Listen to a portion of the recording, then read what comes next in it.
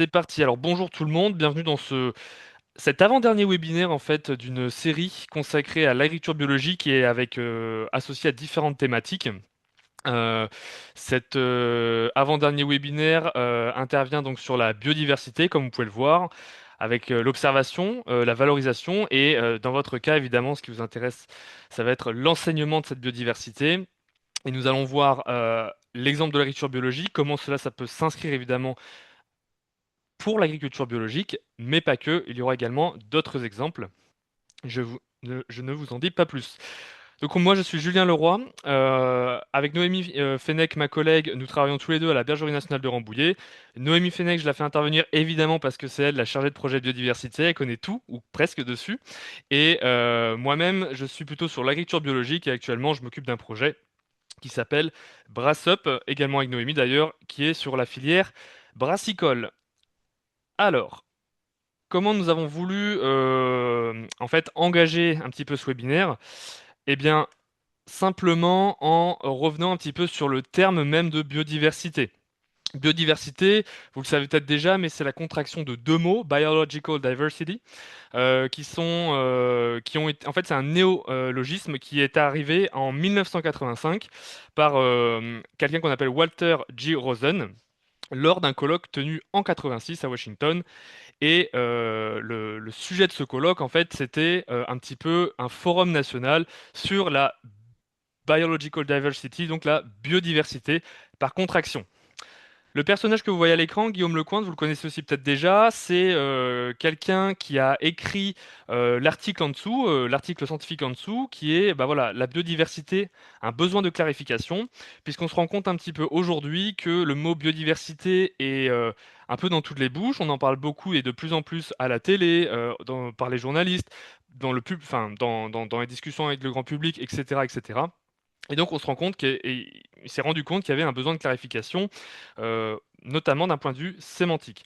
Et donc la biodiversité, en fait, c'était un terme qui a voulu justement rendre compte de cette diversité biologique en contractant le mot. Comme ça, on aurait su qu'on parlerait finalement des êtres vivants et de tout ce qui nous entoure en fait, vivant. D'un point de vue systématique. Donc on caractérise d'un point de vue systématique.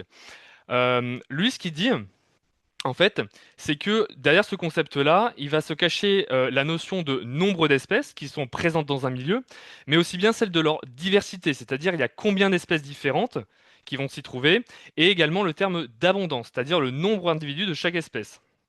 Avec la variabilité, c'est-à-dire les évolutions constantes en fait de tous ces éléments, la diversité, l'abondance et le nombre d'espèces. On le verra par la suite, on va le détailler un peu plus, mais je fais un petit peu l'ouverture maintenant. Il met ce terme, Monsieur Lecointre met ce terme un petit peu pas en antagonisme, mais en juxtaposition avec le terme écosystème, puisque dans son papier que je vous invite à lire, qui est relativement court, comme vous pouvez le voir, 5 pages, en fait, lorsqu'on posait la question à des scientifiques, pour vous, qu'est-ce que la biodiversité, ils se rendaient compte que la biodiversité pouvait parfois être prise au premier sens qu'on voulait lui attribuer, c'est-à-dire rendre compte de la diversité, de la triple diversité que Noémie vous présentera après, donc du vivant, mais également de la notion d'écosystème. Et en fait, lui, il explique bien qu'il ne faut pas confondre ces deux termes entre biodiversité et écosystème, puisqu'en fait, ce sont deux notions distinctes qui ne vont pas forcément finalement s'englober. Pour la faire de manière simple à comprendre, la biodiversité, ça va caractériser plutôt ce qu'il y a. Voilà, qu'est-ce qu'il y a maintenant, ce que je regarde, ce que j'observe. Et les écosystèmes, ça va caractériser ce que ça fait entre ce qu'il y a. Voilà, donc en fait, les écosystèmes, c'est les interactions entre les êtres vivants, entre eux et avec leur milieu. Et la biodiversité, bah, ce sont les espèces présentes. Pour, entre guillemets, simplifier mon propos, je vais simplement vous montrer un petit schéma, voilà, un petit schéma très très simple, comme vous pouvez le voir, pédagogie élémentaire, de la distinction. Et donc on se rend bien compte que la biodiversité, ça va être, voilà, toutes les espèces que vous pouvez voir, animales et végétales à l'écran, et que l'écosystème, ce sont ce qui vont relier ces flèches. Et donc l'écosystème, c'est l'ensemble en fait. Est-ce que c'est clair pour tout le monde? Est-ce que vous avez des questions ou des remarques? Ah oui, je tiens à préciser, excusez-moi, le webinaire en fait sera disponible en ligne. Je vous enverrai évidemment le lien, vous le recevrez sur un Padlet qui comporte également tous les autres webinaires que j'ai fait et le prochain à venir le mois prochain. Également en fait la documentation que vous voyez, c'est-à-dire toutes les sources, les documents qu'on va vous présenter, les notions, tout ça en fait je vais le regrouper et donc vous pourrez à loisir piocher dedans, regarder, aller plus en détail si vous êtes intéressé. Noémie, je vais te laisser la parole pour la suite et tu me dis quand tu veux que j'avance. Pas de souci. Est-ce qu'il y avait des questions? J'ai vu qu'il y a un micro qui s'était ouvert.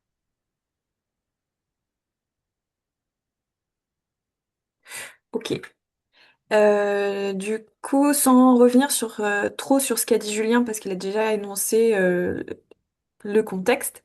Donc, la vie en grec, ça se dit bios, donc d'où l'intérêt de parler de biodiversité. Et il faut savoir qu'il y a entre 8 et 20 millions d'espèces existantes, mais il y a seulement 2 millions d'espèces inventoriées. Donc, on sait qu'il y a une méconnaissance de cette biodiversité, ou tout du moins qu'on n'arrive pas à classifier. Je veux bien que tu avances, s'il te plaît. Encore. Merci. Ces espèces-là, elles évoluent, elles s'adaptent et elles interagissent. C'est ce que Julien parlait sur la notion d'écosystème. Donc, quand on parle d'écosystème, on parle d'interaction de ces espèces-là ou de ces individus. Il y a la notion d'adaptation, donc on s'adapte à un milieu, savoir si on survit ou pas dans ce milieu. Et il y a la notion d'adaptabilité. C'est une sorte d'adaptation sur du court terme. Et l'évolution qui est déjà largement renseignée et qu'on connaît. Par rapport à cette biodiversité, il y a une sorte de Bible, entre guillemets, qui existe et que certainement vous connaissez déjà, qui est le rapport de l'IPBES. C'est un petit peu le GIEC de l'environnement et de la biodiversité.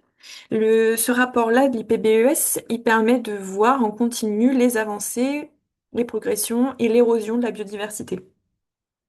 Et en 2019, ce rapport de l'IPBES mentionne un effondrement drastique de la biodiversité et sonne le signal d'alarme. Faut savoir que l'IPBES, il sort pas de nulle part. Il est sorti de ce qu'on connaît de 1992 avec le sommet de Rio. Et au sommet de Rio, ils se sont dit, on a un manque de connaissances sur l'érosion de la biodiversité et il est important de le rendre public et politique.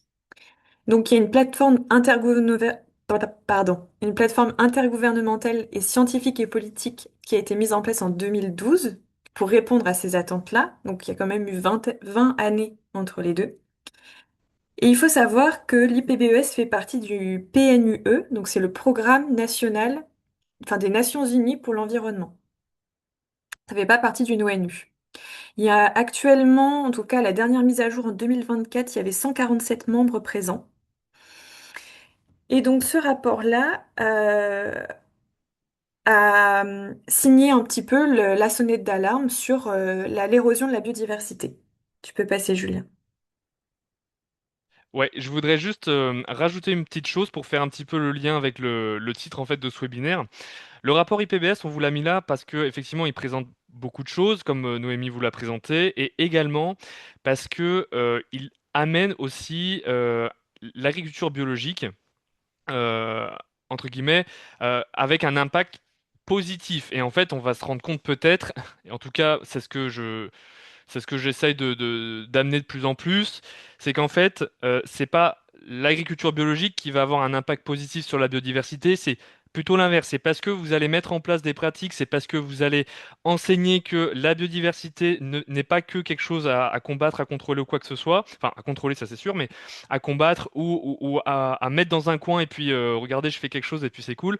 Non, non, c'est parce que vous allez l'intégrer dans votre raisonnement, parce que les agriculteurs, les conseillers vont l'intégrer dans leur raisonnement, que derrière, vous allez favoriser, vous allez créer la biodiversité. Et du coup, en faisant ça, et bien derrière, passer en AB, finalement, ça devient beaucoup plus simple.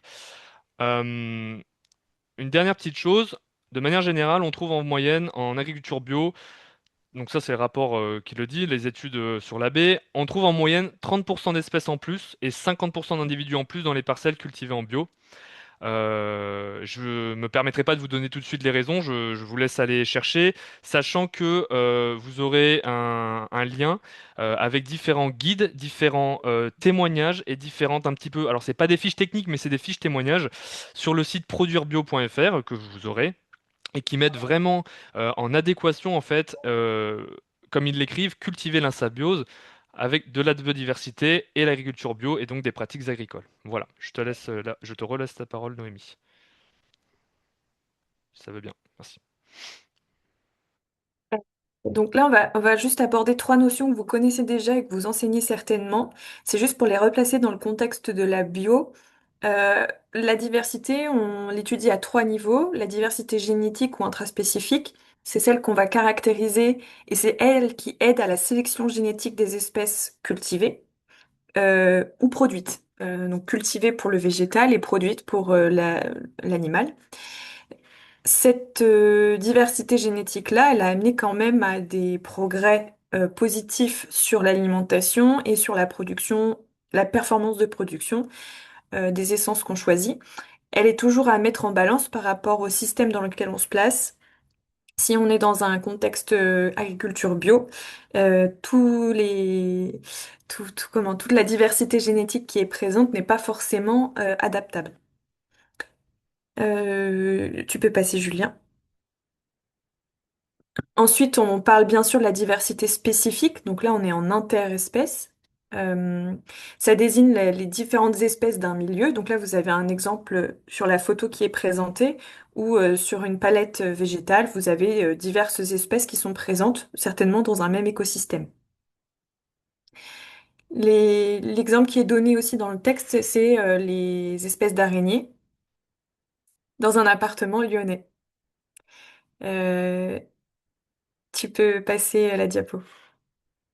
Et ensuite, il y a évidemment la diversité écologique, donc là au sens d'écosystème. On va analyser la diversité des communautés d'espèces qui se retrouvent ensemble parce qu'elles participent à un même écosystème. Donc là, l'idée, c'est d'avoir des communautés, de voir les communautés, comment est-ce qu'elles interagissent dans un même milieu puisqu'elles ont le même biotope.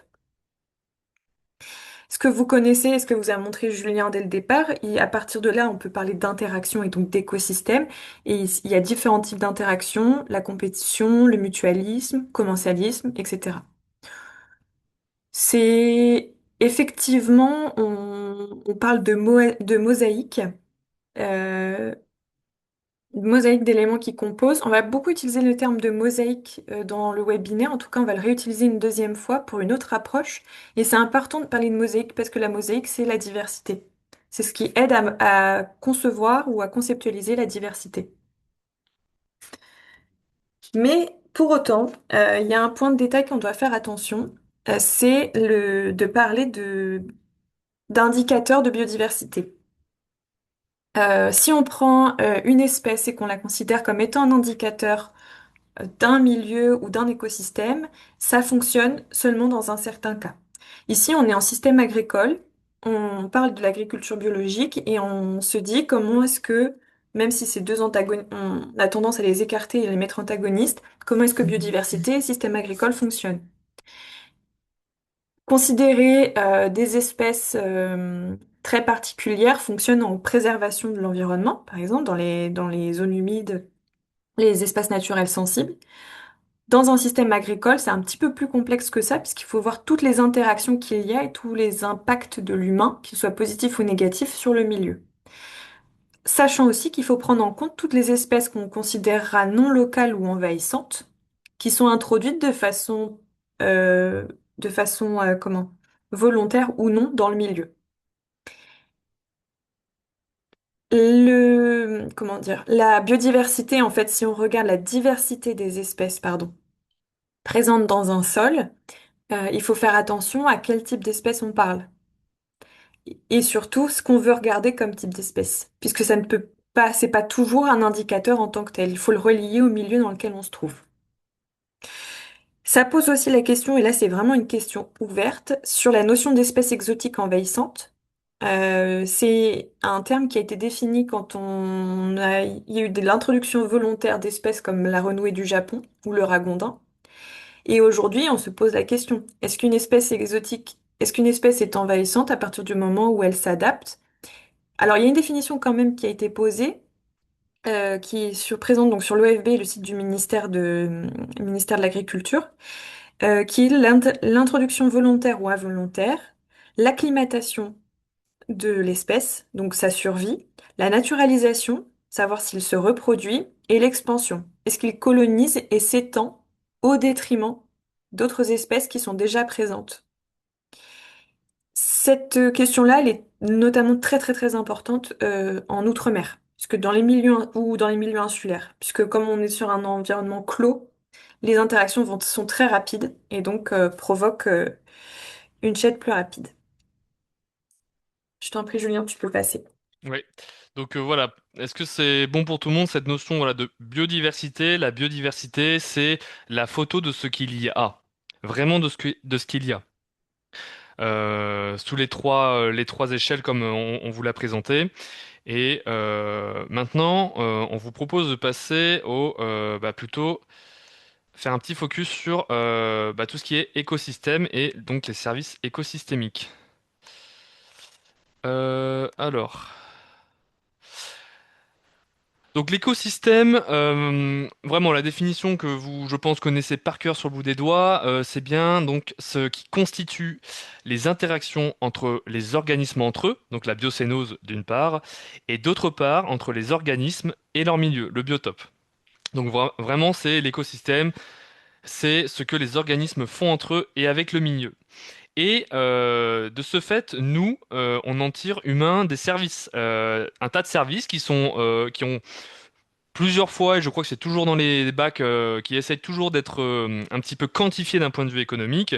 Donc voici quelques exemples qui sont donnés, mais je pense que vous pouvez en imaginer des tonnes et des tonnes d'autres, que ce soit au niveau de l'énergie, avec le bois, avec le carburant, maintenant qu'on sait le transformer, que ce soit, comme vous pouvez le voir, au niveau des échanges gazeux pour l'oxygène, l'humus pour la qualité d'un sol, la fertilité d'un sol. Et donc nous, tout ça, on va en tirer des services du coup. Et cette notion, en fait, ce concept a évolué aujourd'hui sur les différents plans que sont scientifique, social, entre autres. Et mais on va se rendre compte finalement que ces services écosystémiques, c'est un peu compliqué de les prendre un par un. C'est compliqué de les prendre en forme de liste, puisque mais, tout est interconnecté, vous en doutez bien, et que derrière, c'est quand même un peu plus complexe. Du coup, Noémie, ça va être à toi de reprendre la main. Oui. La notion de service écosystémique, c'est une notion qui est apparue pour essayer de faire prendre conscience de l'érosion de la biodiversité et des services que celle-ci apportait à l'humain, ce qu'a dit Julien juste avant. Et ces services-là, ils ont été présentés. Donc là, ce que vous voyez, c'est le diagramme des services qu'apporte la biodiversité et les écosystèmes. Et on considère à peu près qu'en 2005, c'est lors de l'évaluation des écosystèmes pour le millénaire que ça a été réellement défini. Ils disent que les services écosystémiques, c'est l'ensemble des bénéfices que la société humaine tire des écosystèmes, contribuant ainsi à la possibilité et à la qualité de la vie humaine. Par la suite, pour vous montrer un peu la complexité, on voit évidemment là sur biodiversité, le premier indicateur, c'est les auxiliaires de culture, comme par exemple les pollinisateurs. Et on voit qu'ils sont déjà reliés à trois types de services écosystémiques, la régulation et de pollinisation. Qui dit service écosystémique dit ranger ces services dans des cases et essayer de les sectoriser. Mais il y a comment dire, une case qui reste un petit peu à côté, c'est la case du paysage, la notion paysagère qui nécessite de prendre en compte les interactions au-delà de sa parcelle, de son champ, de sa ville, etc. Et la notion de paysage, on en reviendra dessus juste après, elle est très très importante. C'est celle qui vous permet de voir système. On parle d'écosystème. Nous aussi, en tant qu'être humain, on vit dans un écosystème. Et cette notion de paysage, elle permet de prendre en considération toutes les interactions qui peuvent y avoir au-delà de notre petite sphère à nous, ou de l'espèce qu'on étudie. Ces services écosystémiques, ils ont été monnayés euh, pour Entre autres, c'est un petit peu la même chose que le plan carbone, si vous voulez, pour les entreprises. C'est l'idée de dire, vous polluez trop, donc vous payez plus cher. Mais du coup, ça a des dérives. Et ça prend pas en compte la complexité d'un système. On- Le fait de dire que les auxiliaires de culture rentrent dans trois catégories de services écosystémiques ne prend pas en compte toutes les autres interactions que ça peut avoir sur les autres actions de la biodiversité, comme les micro-organismes du sol, par exemple. Voilà, donc c'est juste pour bien faire comprendre que cette approche monétaire, elle a quand même Elle perd de l'information et surtout de l'information sur la complexité d'un système. Par contre, c'est une très bonne approche pour comprendre ce que cela voudrait dire en termes monétaires. Le plus connu, c'est l'impact de la pollinisation. Si on perd les abeilles sur la pollinisation, c'est environ estimé à 153 milliards d'euros par an.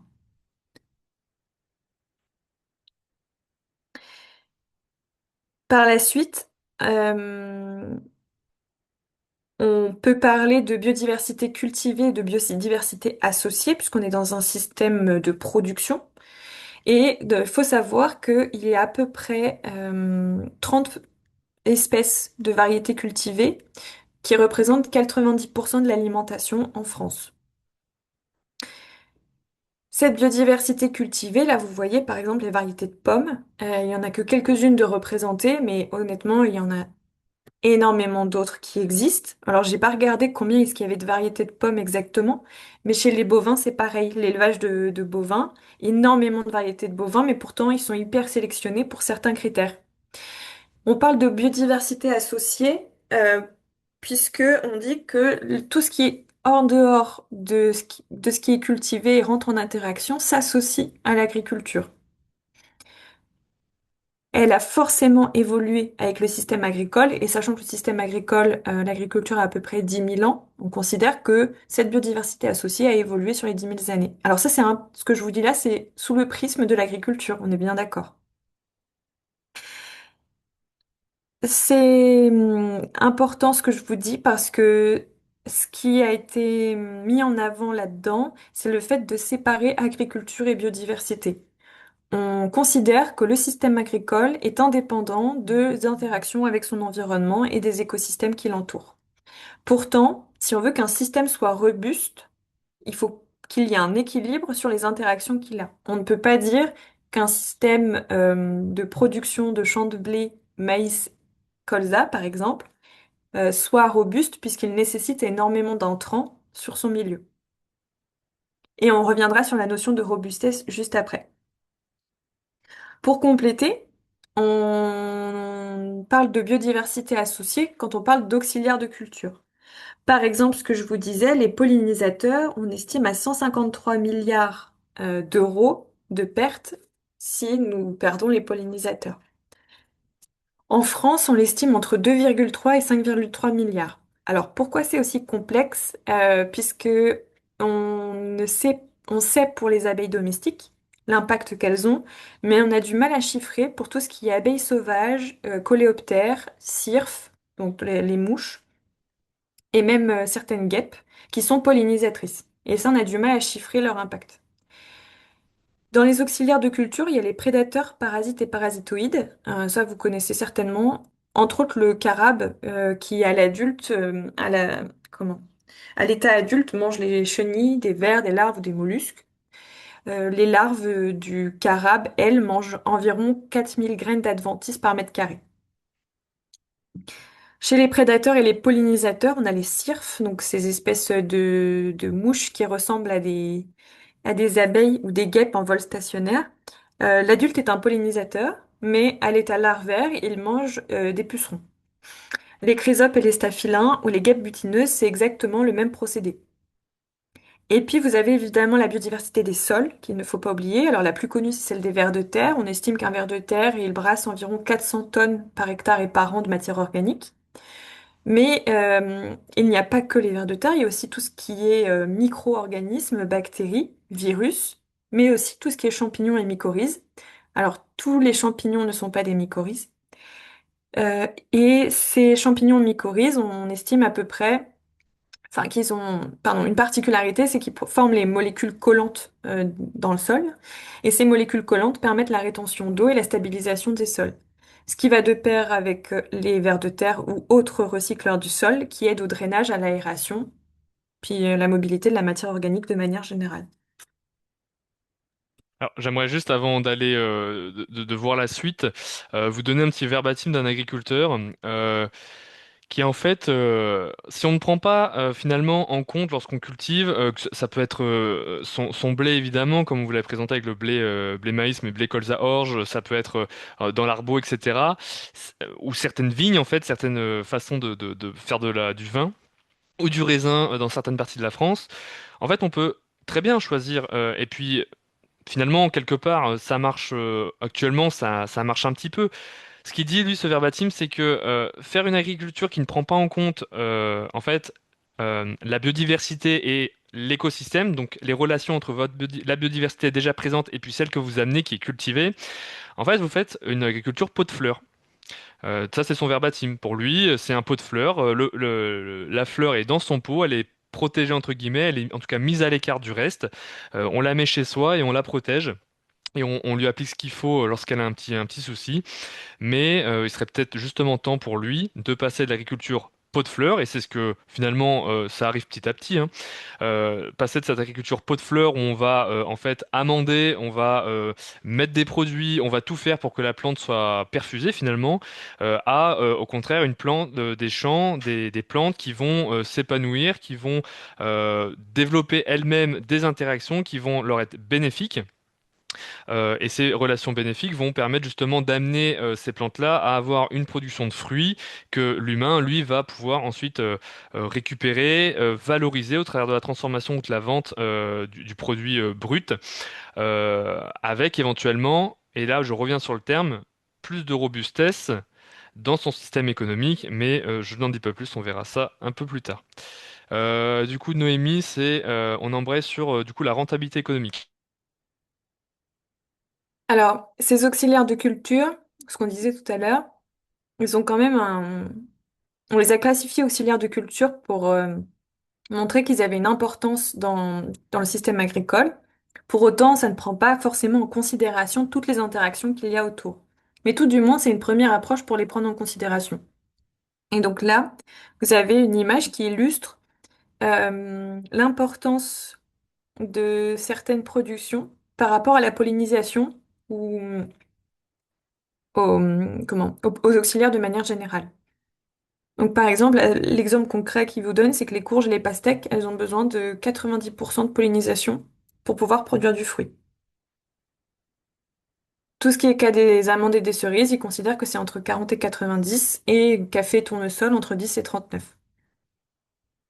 Sachant que juste en dessous, il y a le déclin mondial de certains groupes d'insectes qui a été chiffré, comme les libellules, avec un déclin de 37% ou les trichoptères de 68%. Donc l'idée, c'est bien de montrer et de mettre en balance l'intérêt des pollinisateurs ou de manière générale des auxiliaires sur la production de fruits et légumes qu'on a aujourd'hui. Et pour ça, il y a un outil qui a été créé qui permet de calculer la rentabilité économique d'une exploitation et donc plutôt du service écosystémique de pollinisation. Ici, on parle de pollinisation. C'est une partie du tableau que je vous ai mis en capture d'écran. C'est un tableau qui est très très simple d'utilisation parce que vous avez que deux cases à remplir. C'est celles qui sont en orange. La case tonnage, donc de la production que vous avez, et la case prix de vente pour le producteur. Et ici, attends, reviens juste en arrière s'il te plaît. Ici, vous avez donc à la gauche les deux colonnes, types de production qui dépendent de la pollinisation ou pas, et les non scientifiques. Vous avez ce qui est consommé et ensuite les références sur lesquelles s'appuient les chiffres qui vont sortir par la suite. Le ratio moyen, R, c'est le ratio de dépendance au pollinisateur. Donc 0,95, on considère que c'est quand même très élevé.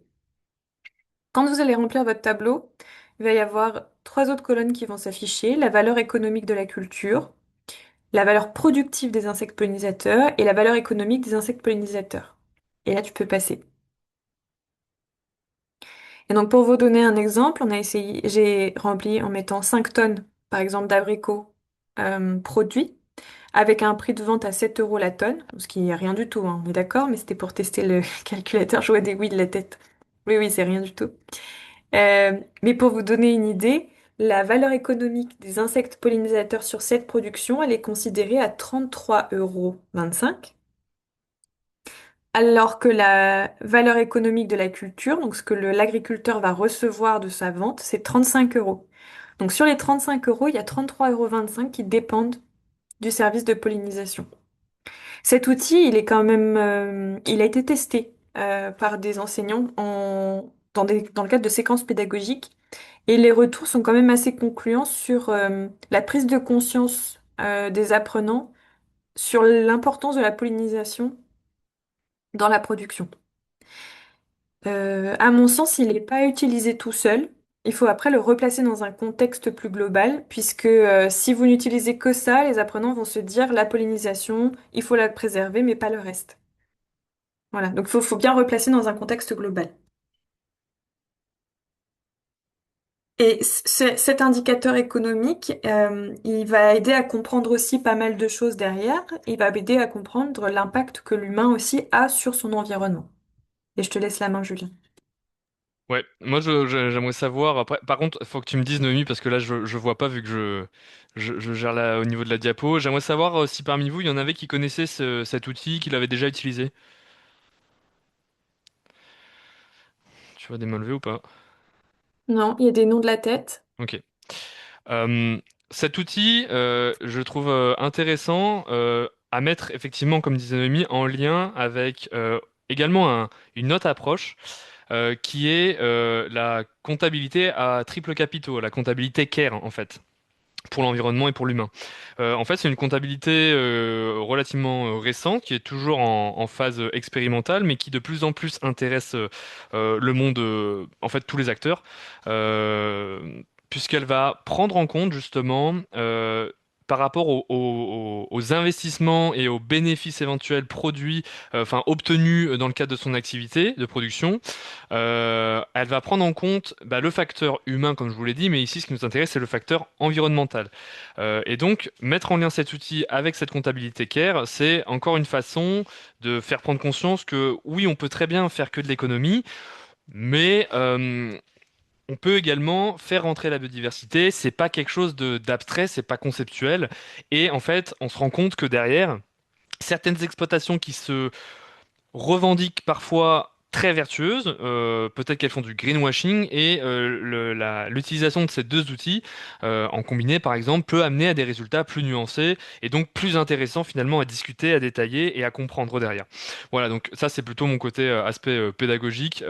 Après, il y a des formations effectivement à la comptabilité claire qui existent parce que c'est pas non plus si simple de prendre ça en main.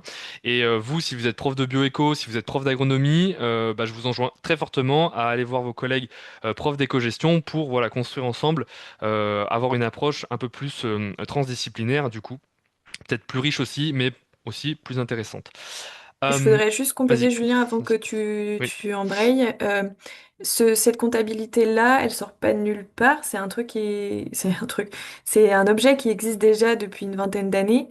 Et nous, on a eu la chance de rencontrer le doctorant qui a travaillé dessus aussi pour sa thèse. Il a utilisé cet outil pour Carrefour. Et c'est intéressant parce que c'est un outil qui voit l'impact environnemental, qu'il soit positif ou négatif, et ce que les interactions avec l'environnement nous rapportent, mais aussi l'humain. Ça prend en compte les bonnes actions sociales et sociétales que l'entreprise met en œuvre ou ce qu'elle ne fait pas.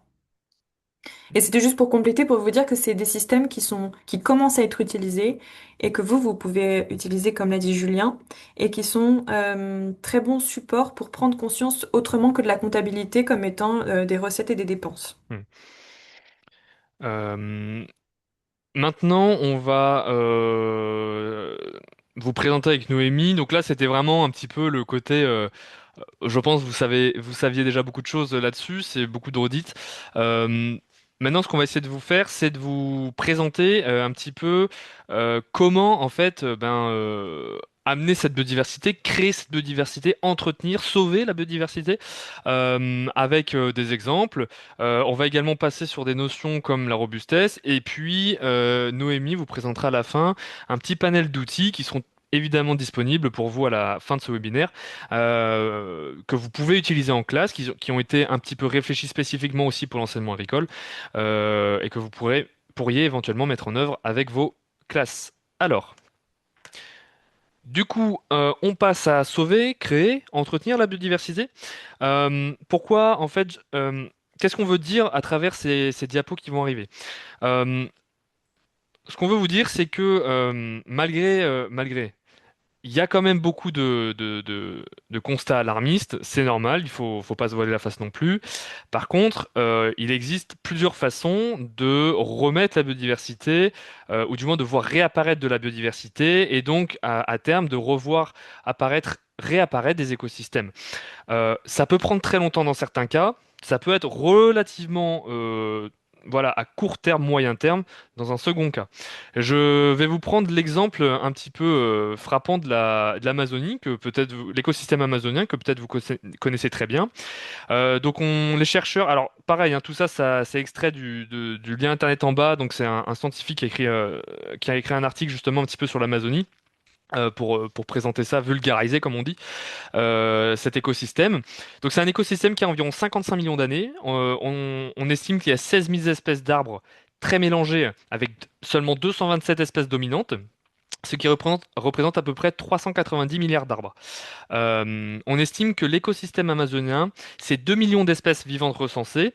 Donc ces espèces vivantes, donc là il y a les arbres, mais de manière générale, c'est à peu près 45 000 espèces végétales, 1,3 million d'espèces animales environ, et sur ces 1,3 million d'espèces animales, c'est à peu près 1 million d'insectes et 500 mammifères, 1300 oiseaux et 3000 poissons qui vivent notamment dans les fleuves.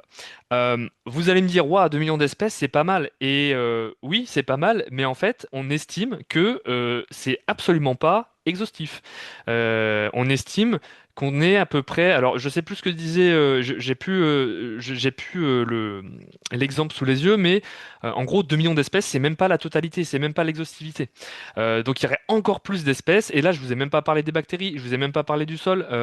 Enfin, vous comprenez que, il y a une énorme biodiversité. Or, vous le verrez si vous lisez l'article, ce que dit l'auteur, c'est que aujourd'hui, en fait, on s'attache moins à regarder qui est là, mais on s'attache plus à regarder ce que ça fait, ce qu'ils font entre eux, et avec du coup le biotope, comme je vous l'ai présenté tout à l'heure. Voilà. Ça c'est un petit peu l'écosystème amazonien. Pareil, des petits chiffres en plus, l'écosystème amazonien, il faut savoir que c'est 5% des terres émergées sur la planète, mais c'est 10 à 13% de la biodiversité continentale existante totale. Donc c'est quand même vachement intéressant. Et là, on se dit, ah bah super, on a un endroit qui a l'air incroyable, magnifique. Et qu'est-ce qu'on y fait? Eh ben, c'est ça qu'on y fait. On coupe des arbres. On coupe des arbres et on estime qu'il y a environ 18 arbres coupés par seconde en Amazonie. Et pourquoi je vous dis tout ça en fait? Je vous dis tout ça tout simplement parce que en 55 millions d'années, on arrive à un résultat magnifique, incroyable. En une seconde, on arrive à voilà, tous ces arbres qui sont enlevés. Donc en fait, c'est simple, c'est pour vous dire, détruire ça va très vite, construire ça va un peu moins vite. Ça, vous le savez déjà. Mais il faut, je pense, que on l'intègre un peu plus lorsqu'on écoute des discours, lorsqu'on écoute des informations alarmistes, puisque en fait, on sait aussi que remettre les choses à leur état, soit initial, mais bon, moyen intérêt, je trouve, de remettre son état initial, mais d'améliorer les choses, ça prend un peu plus de temps. Et donc là, je vous remets un schéma, je pense que qui va réveiller soit des souvenirs, soit vous les utilisez déjà. C'est ben forcément les successions écologiques.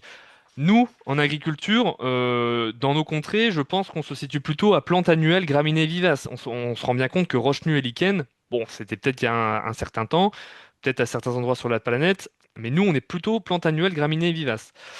Et ensuite, eh ben évidemment, on a les arbustes et jeunes arbres et la forêt mature. Je veux juste rapidement revenir sur la forêt mature, comme on voit avec la communauté Climax.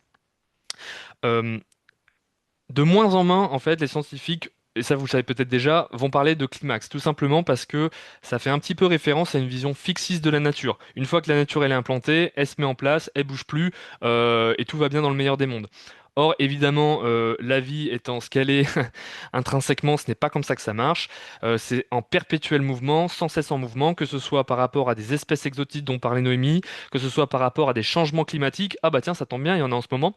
Et que ce soit par tout un tas de facteurs exogènes ou endogènes, hein. Donc en fait, ces communautés climax sont toujours en mouvement et sont toujours en train de changer.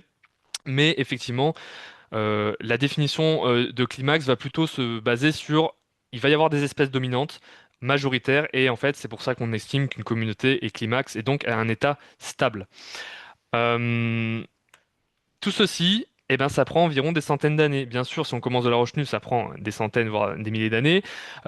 Nous, plantes granuelles, graminées, vivaces, on est plutôt dans l'ordre de, allez, on va dire entre 50, 150 ans, selon aussi le taux d'humus qu'il y a dans le sol, enfin la matière organique qu'il y a dans le sol, et donc finalement la fertilité du sol. Et donc ça nous fait poser une question. Est-ce qu'on part plutôt sur des processus de régénération naturelle ou de régénération assistée? Pour vous remettre un petit peu la définition de l'Association française d'agroforesterie, la régénération assistée, bah, c'est une technique agroforestière de gestion des friches, des terrains non cultivés et parfois des surfaces pastorales. Et ça se présente comment?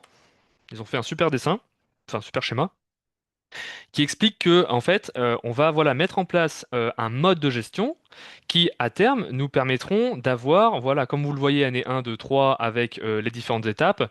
L'année 15, on peut avoir des petits écosystèmes déjà formés, notamment au niveau de l'arbre, au niveau du sol, au niveau de son tronc,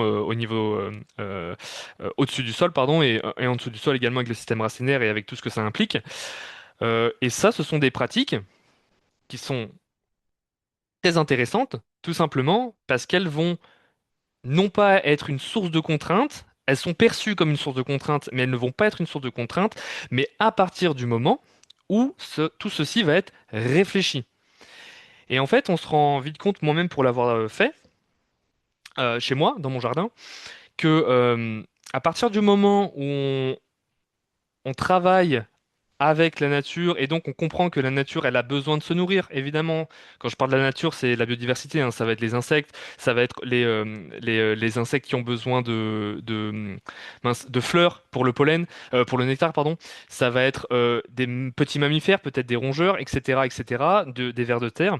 En fait, on se rend compte qu'il y a des pratiques qui sont aggradantes évidemment et d'autres dégradantes, et euh, tout ceci ça se réfléchit.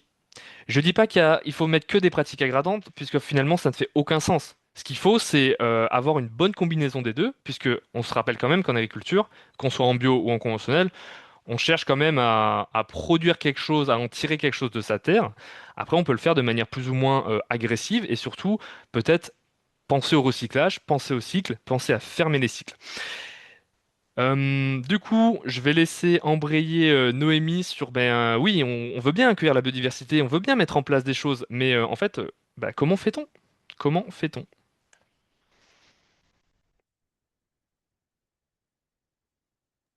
Pardon. Ce que vous avez vu sur le schéma d'avant, donc Association française d'agroforesterie qui s'appelle aujourd'hui Réseau et France d'ailleurs, qui a changé de nom cette année. Ce que vous avez vu là, c'était les anciennes techniques qu'on mettait sur les talus et quand on raclait les... J'ai perdu le terme. Sur les bords de route, les Les fossés, fossés? voilà, Ouais. merci. Et donc technique qui essaie d'être remise à jour aujourd'hui puisque c'est quelque chose qu'on a perdu et qui était très très très importante, que ce soit pour retenir la matière organique du sol ou pour comment accueillir des sites de nidification de la biodiversité, permettre du microclimat, etc. Alors, on- Julien a parlé tout à l'heure de est-ce qu'on va sauver la biodiversité, est-ce qu'on va la créer, est-ce qu'on va l'entretenir. Sauver la biodiversité, ça appartient plutôt au domaine de la conservation de l'environnement. Conservation au sens sous cloche. Et c'est quelque chose qu'on va retrouver plutôt, plus tellement en France, mais plutôt dans les domaines anglo-saxons. Donc, sauver de la biodiversité, c'est un terme un petit peu grand, peut-être un peu fort, sachant que la biodiversité rentre dans un écosystème et que ces écosystèmes bougent. Il y a du mouvement. Donc, on peut pas sauver quelque chose qui bouge, sachant qu'il y a forcément des interactions avec l'extérieur. Par contre, on peut réduire, on peut atténuer, on peut valoriser, on peut créer de la biodiversité. Créer de la biodiversité ou l'accueillir. Pour ça, il y a un système. Alors, c'est un exemple, mais il existe certainement d'autres choses et je serais curieuse juste après de savoir comment vous le mettez en place et comment vous le travaillez. C'est la mise en place d'infrastructures agroécologiques. Ces infrastructures, je veux bien que tu restes. Bon, excuse-moi, Julien. Ces infrastructures agroécologiques, elles ont un rôle très important sur ce qu'on va appeler du coup l'accueil des auxiliaires, donc des bioagresseurs, de leurs prédateurs et des plantes de service et de culture. Néanmoins, ça nécessite quand même une bonne connaissance des infrastructures agroécologiques. Alors, je vous en présenterai tout à l'heure. Ces infrastructures agroécologiques-là, elles vont avoir une interaction avec le territoire. Tout à l'heure, je ne sais pas si vous vous souvenez, on parlait de matrice paysagère, on parlait de mosaïque aussi. Le paysage agricole, c'est une matrice, c'est un élément sur lequel il va y avoir des éléments de posés et des grosses entités. Et en fait, on va parler de paysage agricole, donc de matrice, de tâches, de corridors et d'éléments ponctuels. C'est une très bonne conception, l'analyse paysagère, pour voir un petit peu, à l'échelle de sa parcelle, déjà, qu'est-ce qu'il y a? Qu'est-ce qu'on met en place? Ensuite, on peut dézoomer et on peut voir à l'échelle de l'exploitation agricole ou du lycée dans lequel vous êtes. Et ensuite, on peut regarder aussi plus haut et voir sur le territoire comment c'est autour. Alors pour ça, ça peut être un très très bon outil, l'atelier cartographique. Et pour l'avoir déjà testé plusieurs fois, ça aide à réellement comprendre le rôle des acteurs du territoire, mais aussi toutes les interactions que vous connaissez, qui sont la trame verte et bleue, la trame marron, la trame noire, et toute autre interaction qu'il y a aussi avec les voisins. Vous êtes un lycée, vous n'êtes pas non plus un enclos. Il y a des interactions qui se passent autour. Si vous êtes en bio, admettons, et que votre voisin, il est en conventionnel de production avec des produits phytosanitaires, il y a forcément des flux de produits qui vont passer sur votre parcelle. Donc ça, c'est important à le prendre en compte.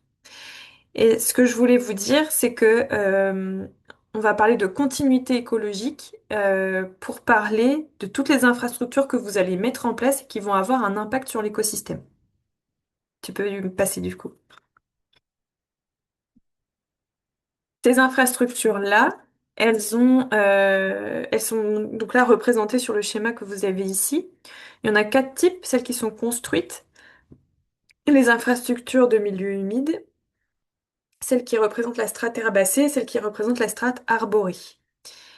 Ici, c'est quelques exemples que vous voyez affichés comme les dendromicrohabitats, donc ce qu'on appelle plutôt les arbres solitaires au milieu des parcelles. C'est souvent utilisé en élevage, qui ont un rôle très important sur l'ombrage des animaux, mais qui a aussi un rôle très important pour les rapaces. Il faut savoir que les rapaces aiment les perchoirs qui sont dans des zones un peu plus vastes. Et donc, ils n'iront pas chasser en forêt. Ils iront plutôt chasser en bordure de forêt ou sur des arbres isolés. Vous avez aussi la haie, qui est maintenant connu et reconnu et où il y a plein d'aides dessus. Vous avez eu une aide PAC d'ailleurs l'année dernière, qui a commencé l'année dernière, sur l'implantation de haies. Mais vous avez aussi tout ce qui est bande enherbée, jachère fleurie, etc. Ces IAE, elles sont bien présentes au niveau politique, en tout cas pour la plupart, puisqu'elles dépendent d'aides PAC. Et anciennement, c'était les aides MAEC. Alors, je ne sais pas si tout le monde voit ce que c'est que les MAEC. Ouais.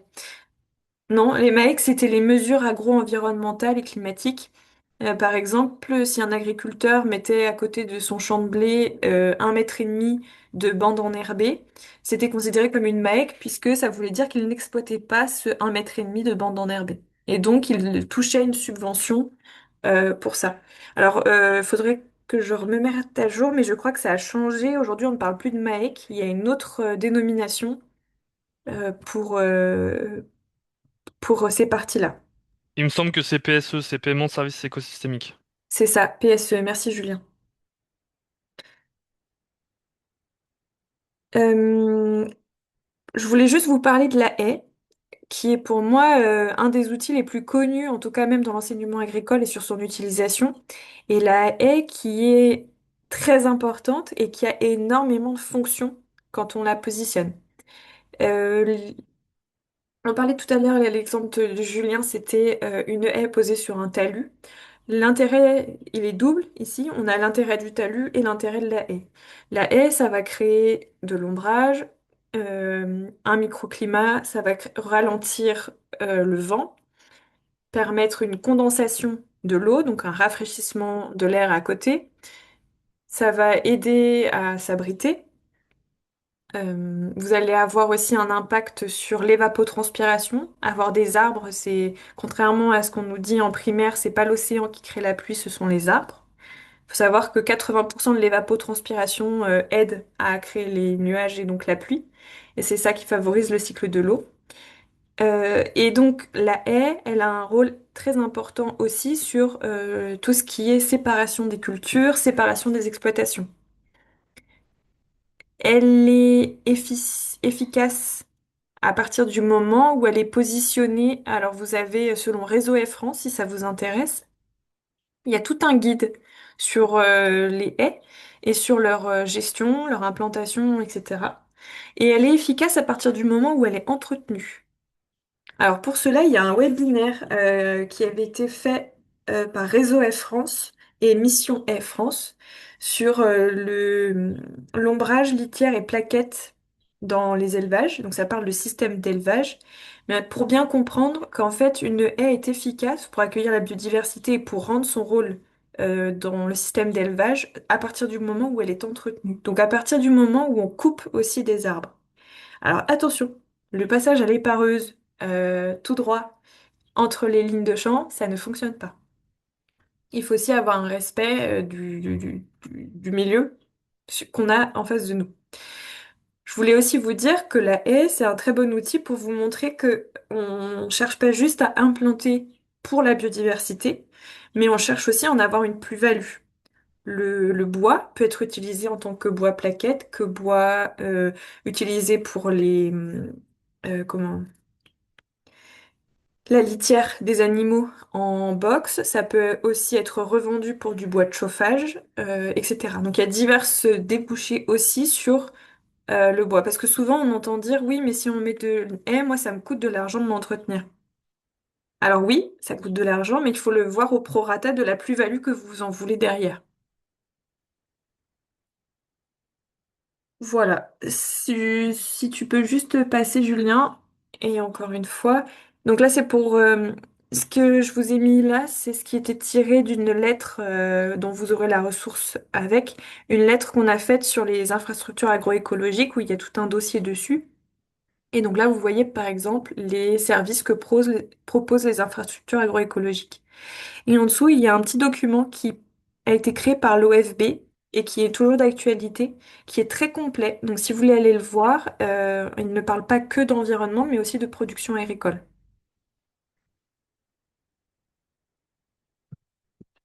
J'en ai fini pour tout ce qui est infrastructure agroécologique. Alors je vous disais, infrastructure agroécologique, ça se positionne dans un territoire, ça se positionne sur une exploitation, ça se positionne sur des complexités météorologiques, typologiques, etc.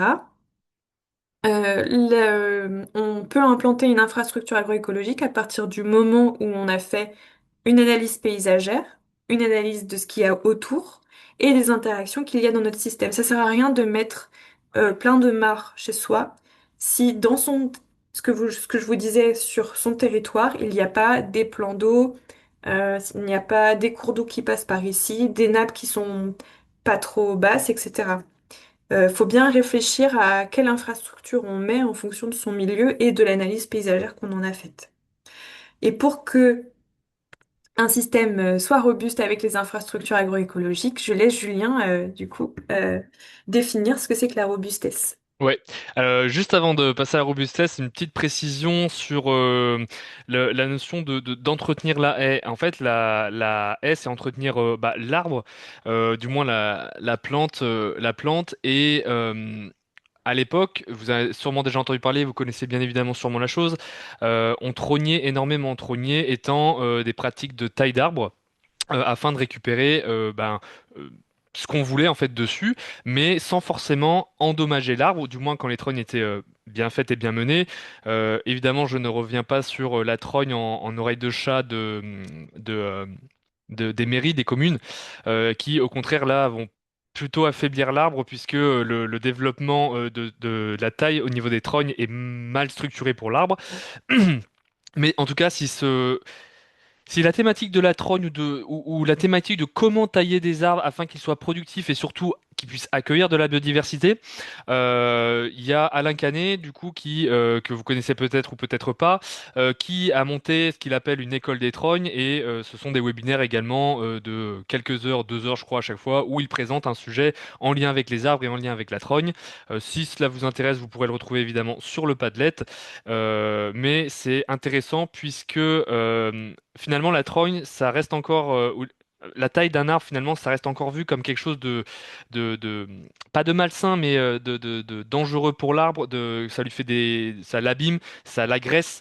Mais les études qui enfin qui recommencent à s'intéresser montrent que finalement on obtient une meilleure vitalité de l'arbre, de la plante grâce à la trogne. On enrichit aussi au niveau du sol, puisque chaque branche qui sera coupée, finalement, ça va être partie des racines qui vont mourir et donc qui vont se décomposer, rapporter du carbone, rapporter de la matière organique dans le sol. Donc dans un système un petit peu vertueux fertilisation, pardon. Et une dernière chose, c'est que les arbres parmi les plus vieux de la planète, notamment l'olivier. Il y a un olivier dans le sud de la France. Il y a un if au niveau de la Seine, de l'Eure, pardon, de l'Eure, qui ont plus de 1000 ans et 1500 ans. L'olivier, je crois que c'est le plus vieux de France, il a plus de 1500 ans. En fait, ont été des arbres qui ont été trognés. Qui ont été trognés depuis que l'if, par exemple, à l'époque, dans la vallée de l'Eure, en fait, était l'arbre emblématique, en fait, symbolique du lieu. Un autre endroit, c'est par exemple Limoges, où c'était plutôt l'orme, en fait. Vous voyez, chaque endroit selon, et en fait, ces arbres-là étaient trognés. Donc voilà, tout ça pour vous dire que tailler les arbres, il y a des façons de faire, mais c'est bénéfique sur beaucoup d'aspects. Et donc, effectivement, Noémie ouvrait avec la question de robustesse. Alors, j'imagine qu'il y a plein de personnes ici présentes qui connaissent la robustesse. Est-ce que on peut avoir une idée? Est-ce que vous connaissez bien sûr Olivier Hamon? Il y a des oui, il y a des non. Tu me dis, Noémie? Bah, il y a que deux caméras, mais dans les deux caméras, c'est sensiblement, on ne sait pas. Ah, ok. Bah, c'est tant mieux. Alors, si c'est de la découverte, c'est Alors, plaisir. avant que t'enchaînes, Ouais. juste, j'ai bien vu la réaction dans le chat, robustesse ou résilience. On va revenir dessus, mais c'est une bonne question. Oui, très bien. Tout à fait. On va y venir. Ça, c'est top. Alors, le concept de robustesse, c'est un concept développé en fait par un chercheur à l'INRAE. Comme vous pouvez le voir, qui s'appelle Olivier Hamon, et c'est ce petit monsieur qui a une bonne tête quand même, qui a écrit également un livre dessus, qui est Antidote au culte de la performance. Et lui, ce qu'il explique un petit peu, son concept de robustesse, c'est de dire que en fait, le vivant, il a plein de ce que nous, à l'échelle humaine, on considère comme des défauts. Mais pour lui, en fait, c'est le vivant, c'est un tas de marge de manœuvre en fait qu'il se laisse. Il fait beaucoup d'erreurs, mais en fait, cette marge de manœuvre, même si elle est ponctuée d'énormément d'erreurs, hein, elle permet d'explorer, elle permet d'expérimenter, elle permet également de diversifier. C'est pour ça que du coup, on peut parler de biodiversité, et ça, c'est top. Et en fait, qu'est-ce que ça veut dire pour nous? Ça veut dire que nous aussi, on peut se préparer. On peut se préparer à regarder comment ça marche, à regarder les effets que ça donne, et peut-être, pourquoi pas aussi, nous l'appliquer. En fait, pour résumer, il dit qu'un système robuste, en fait, c'est plus de souplesse face aux aléas. Mais en fait, un système robuste, finalement, qu'est-ce que c'est?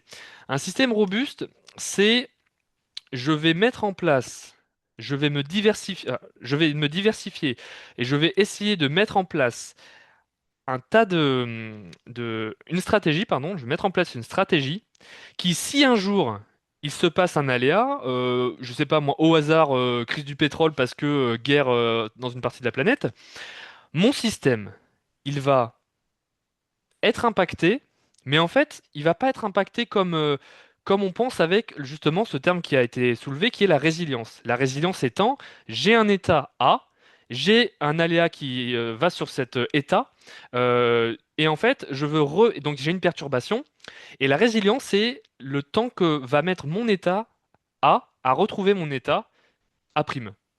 Mais c'est le même état, en fait, avec des petites différences, puisqu'on a une perturbation.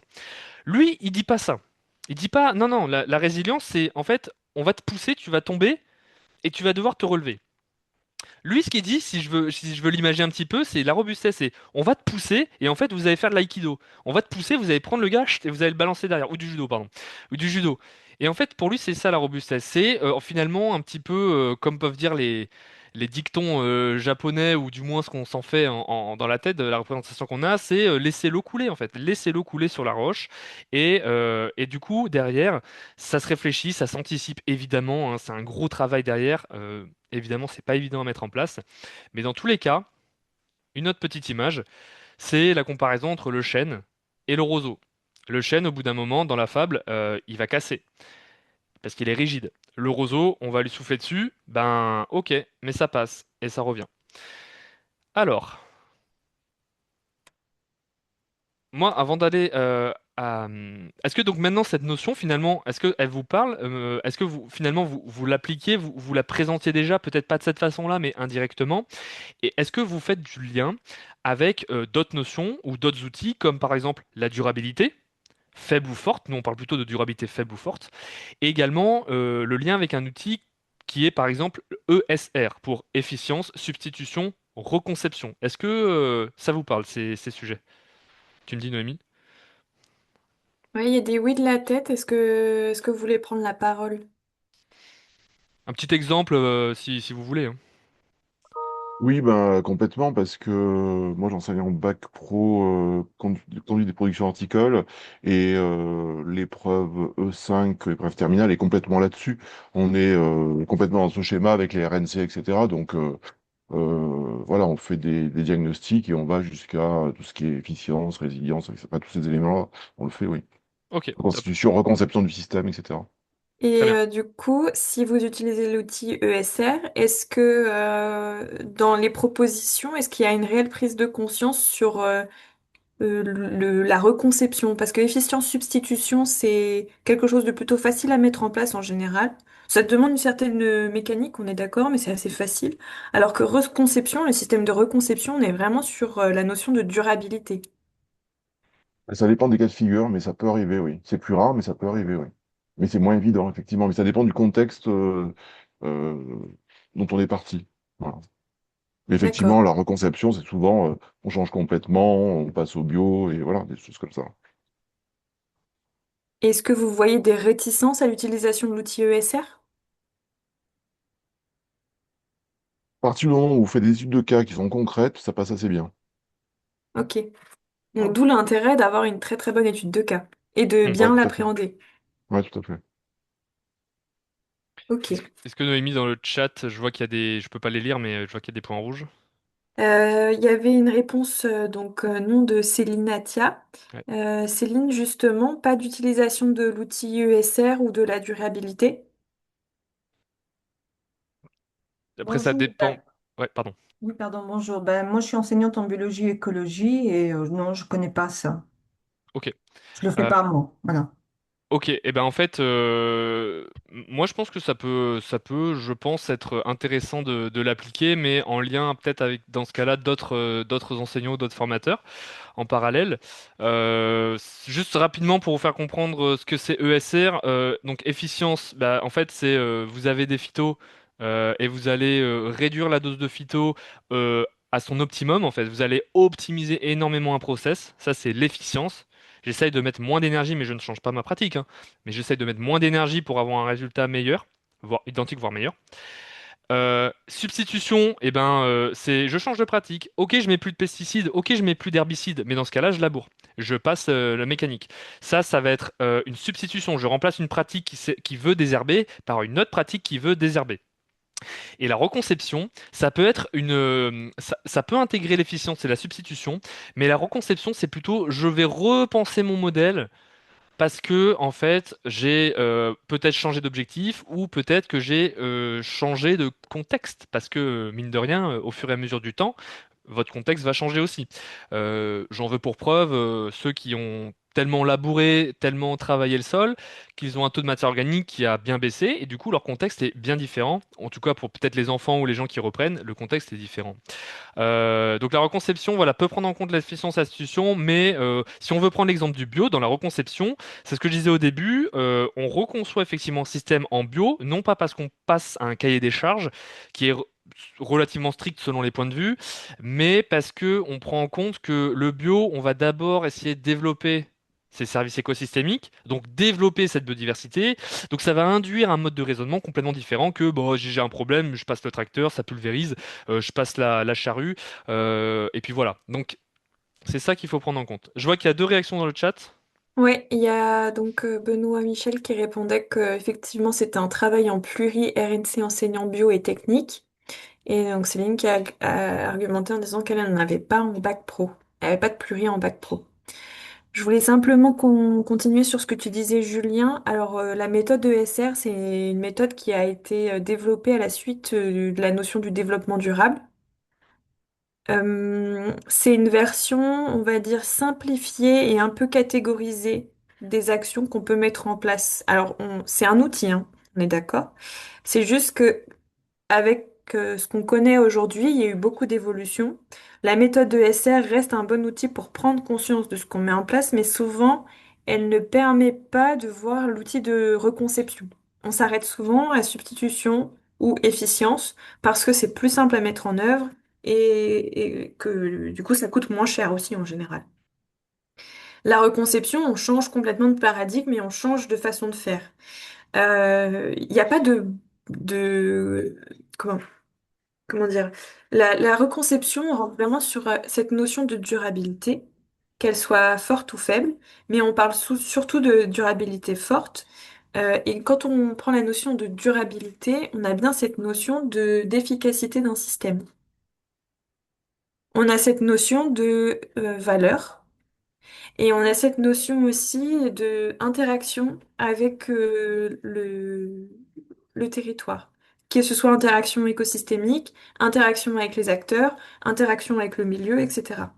Donc, j'insiste, si vous voulez vraiment travailler sur cette notion, Benoît, justement, vous disiez, ben, nous, on travaille le SR et ça rentre dans les référentiels. C'est bien aussi d'aller au-delà et de voir cette notion de durabilité. Comment est-ce qu'on la met en place? Comment est-ce qu'on la travaille? Comment est-ce qu'on la questionne? Voilà, je voulais juste rebondir là-dessus. Ok. Euh, donc la suite de la robustesse. Donc comme je vous l'ai expliqué, pour Olivier Hamon, oula, c'est apparu. Pour Olivier Hamon, la robustesse, c'est antagoniste un petit peu de la performance. Alors là, je l'ai caricaturé très très très, enfin, très fort, pardon, je l'ai très caricaturé. La performance, c'est l'athlète qui va être excellent dans une chose, qui va tout faire pour être encore meilleur et c'est très bien. Par contre, le jour où il aura le moindre petit accro, le jour où on lui demandera de faire autre chose que la catégorie dans laquelle il court ou ce qu'il fait, ça risque d'être plus très performant, voire parfois délétère, hein. Au bout d'un moment, vouloir performer, performer, performer, on en arrive à faire des choix, à prendre des décisions et à avoir des conséquences qui sont très délétères. Euh, Moi, l'exemple qui me vient en tête quand on parle de performance délétère, ce sont les rugbyman qui, notamment les Néo-Zélandais, pour ceux qui suivent un peu le rugby, qui en fait se dopaient et beaucoup sont morts en fait assez tôt, assez jeunes, d'infarctus et autres maladies où il y a un taux de présence un peu plus forte quand on se dope.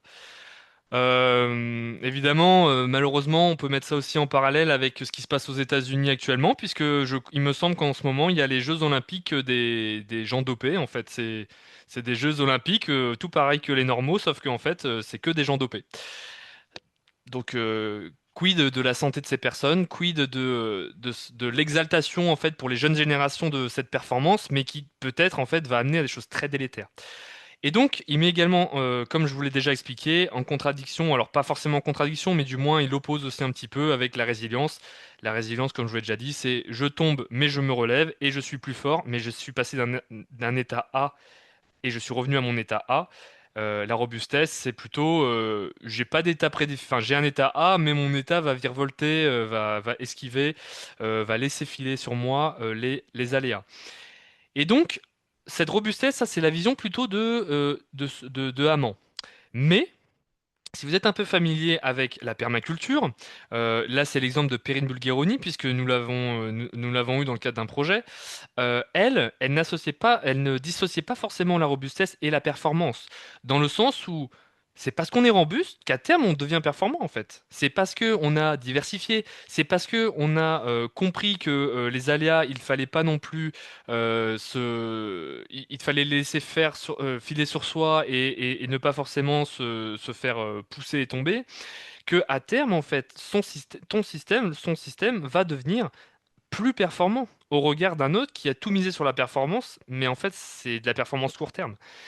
Et donc est-ce qu'on peut vraiment parler de performance quand un système est produit à court terme et ensuite il est détruit, il a plus de ressources et il doit toujours plus mettre des intrants, qu'un autre système où en fait les intrants sont le plus minime possible, ils ont été réfléchis voire pour que ça s'auto-alimente, et cette fois je prends l'exemple de Damien Descartes avec ses forêts comestibles et ses jardins comestibles où lui, pour le coup, si vous avez l'occasion de soit lire son livre, soit d'aller tout simplement le voir hein, aussi, en vacances en Corrèze, dans le Var, ou dans le Var d'ailleurs, voir son jardin, lui dans le Var, pour vous donner un verbatim, lorsqu'il s'est lancé, le Var connu pour pas être très pluvieux, hein, évidemment, avec des terres quand même assez difficiles sur lesquels c'est assez difficile à faire pousser.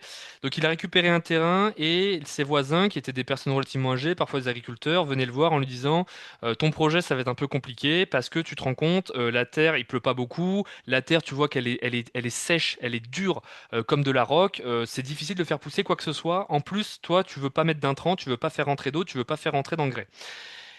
Lui, ce qu'il a fait, c'est que il a fait rentrer sa première année. Il est resté 9 ans là-bas, hein. La première année, il a fait de l'irrigation, puisque évidemment, pour lancer quelque chose dans le vivant, il faut quand même de l'eau. Et il a fait ça que la première année. Et il a mis en place un système, donc une forêt comestible, un jardin comestible, qui n'a jamais, après, il n'a plus apporté quoi que ce soit à son jardin. 9 ans plus tard, avant de redéménager, ces mêmes personnes qui lui avaient dit au début qu'il n'y arriverait jamais, ou du moins que ce serait très très très très difficile, sont revenus le voir en lui disant que en fait la terre était très très bonne de base. Il avait une très bonne terre lui. Donc c'est intéressant aussi de voir que moi je pense que lorsqu'on a ce discours-là, ça veut dire qu'on a quand même mis en place des choses. Et donc ça prouve aussi que 9 ans c'est relativement court, hein. Il faut aller le voir, hein, son jardin est quand même c'est très très beau. Il a plein d'espèces différentes, etc. Et donc ça montre aussi que cette biodiversité qu'on va cultiver, qu'on va mettre en œuvre, mais pas tout le temps. Des fois, il n'a pas cultivé la biodiversité, il l'a laissé pousser, mais ça a poussé parce qu'il y avait de l'ombre, il y avait de l'apport organique, il y avait voilà, tout un tas de choses qui avaient été faites.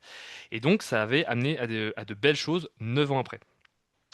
Donc son système était devenu performant en fait, parce qu'il avait appliqué des principes qu'on peut qualifier de robustes. Et donc c'est le principe de la permaculture. Si ça vous intéresse, vous aurez également des petites ressources sur le Padlet sur la permaculture. Et en fait, la permaculture, ce qui est intéressant aussi, c'est que ça marche avec ce que vous voyez qui est apparu en bas.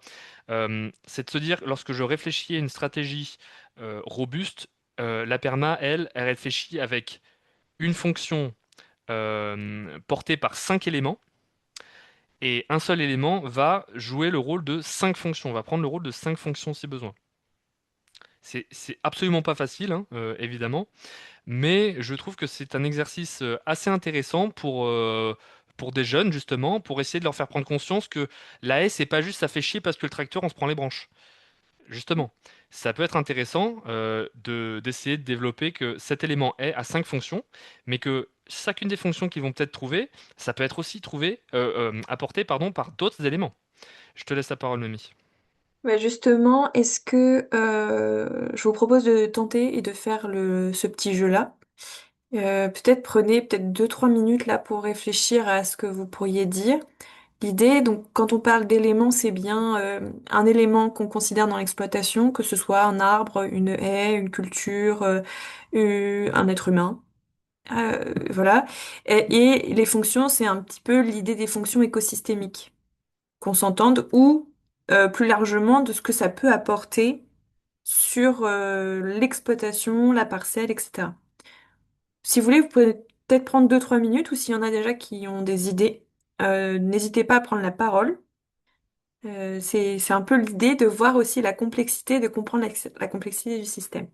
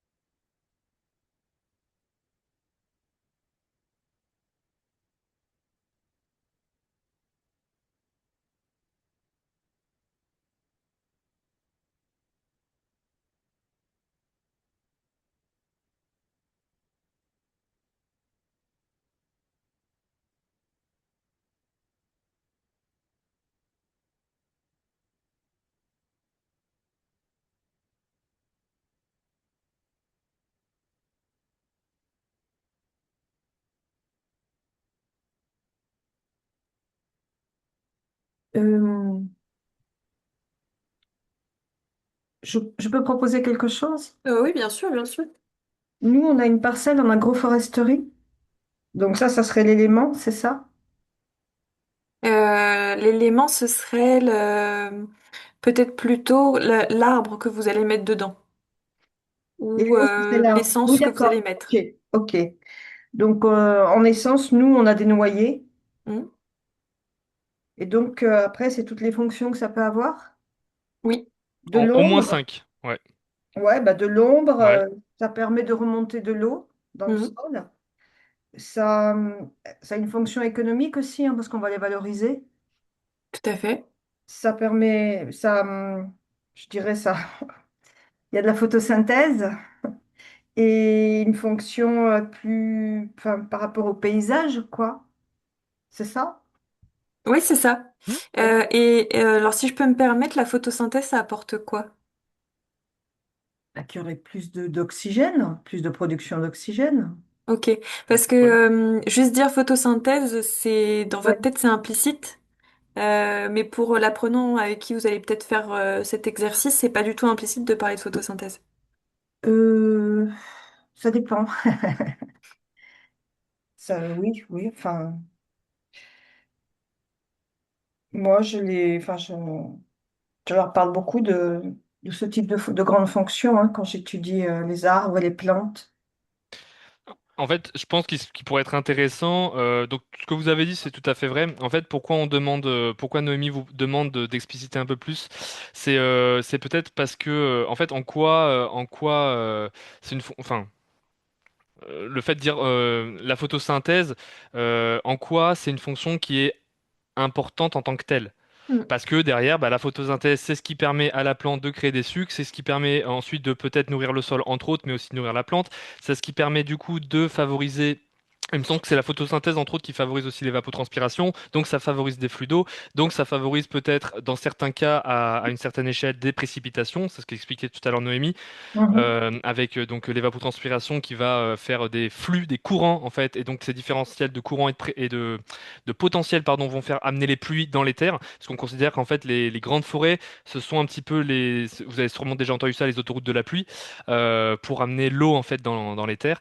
Et en fait, c'est ça quand on vous demande en général d'expliciter, c'est parce qu'effectivement, vous en tant qu'enseignant, formatrice, vous avez pour vous, c'est clair, c'est logique, puisque bah, c'est un petit peu ce que vous présentez, ce que vous enseignez. Mais faut pas oublier qu'en face de vous, après, effectivement, si ça fait déjà 2 ans que vous les avez, bon, il y a un moment, faut passer. Mais au début, de bien expliciter les choses, en expliquant pourquoi c'est une fonction importante et surtout qu'est-ce que ça sous-tend derrière, en fait. En fait, c'est vos raisonnements qui sont sous-tendus derrière oui, le oui. fait de dire photosynthèse. Voilà, c'était juste ça. Oui, oui, oui. Après, il y a tout le piégeage du carbone aussi. Enfin, moi, Voilà, exactement. Mm. voilà, Tout moi, à je fait. sais que moi, j'ai la filière CGEA, donc sur 3 ans, les Mm. secondes, les premières et les terminales. Et c'est vrai qu'en seconde, de toute façon, dans mon programme, on parle enfin, on travaille sur la photosynthèse, quoi. Oui, ok. Mais pas, enfin, comment dire? justement sur ces aspects-là, beaucoup plus que de leur apprendre l'équation chimique, quoi. Vraiment sur ces aspects de piégeage de carbone et de transpiration, quoi.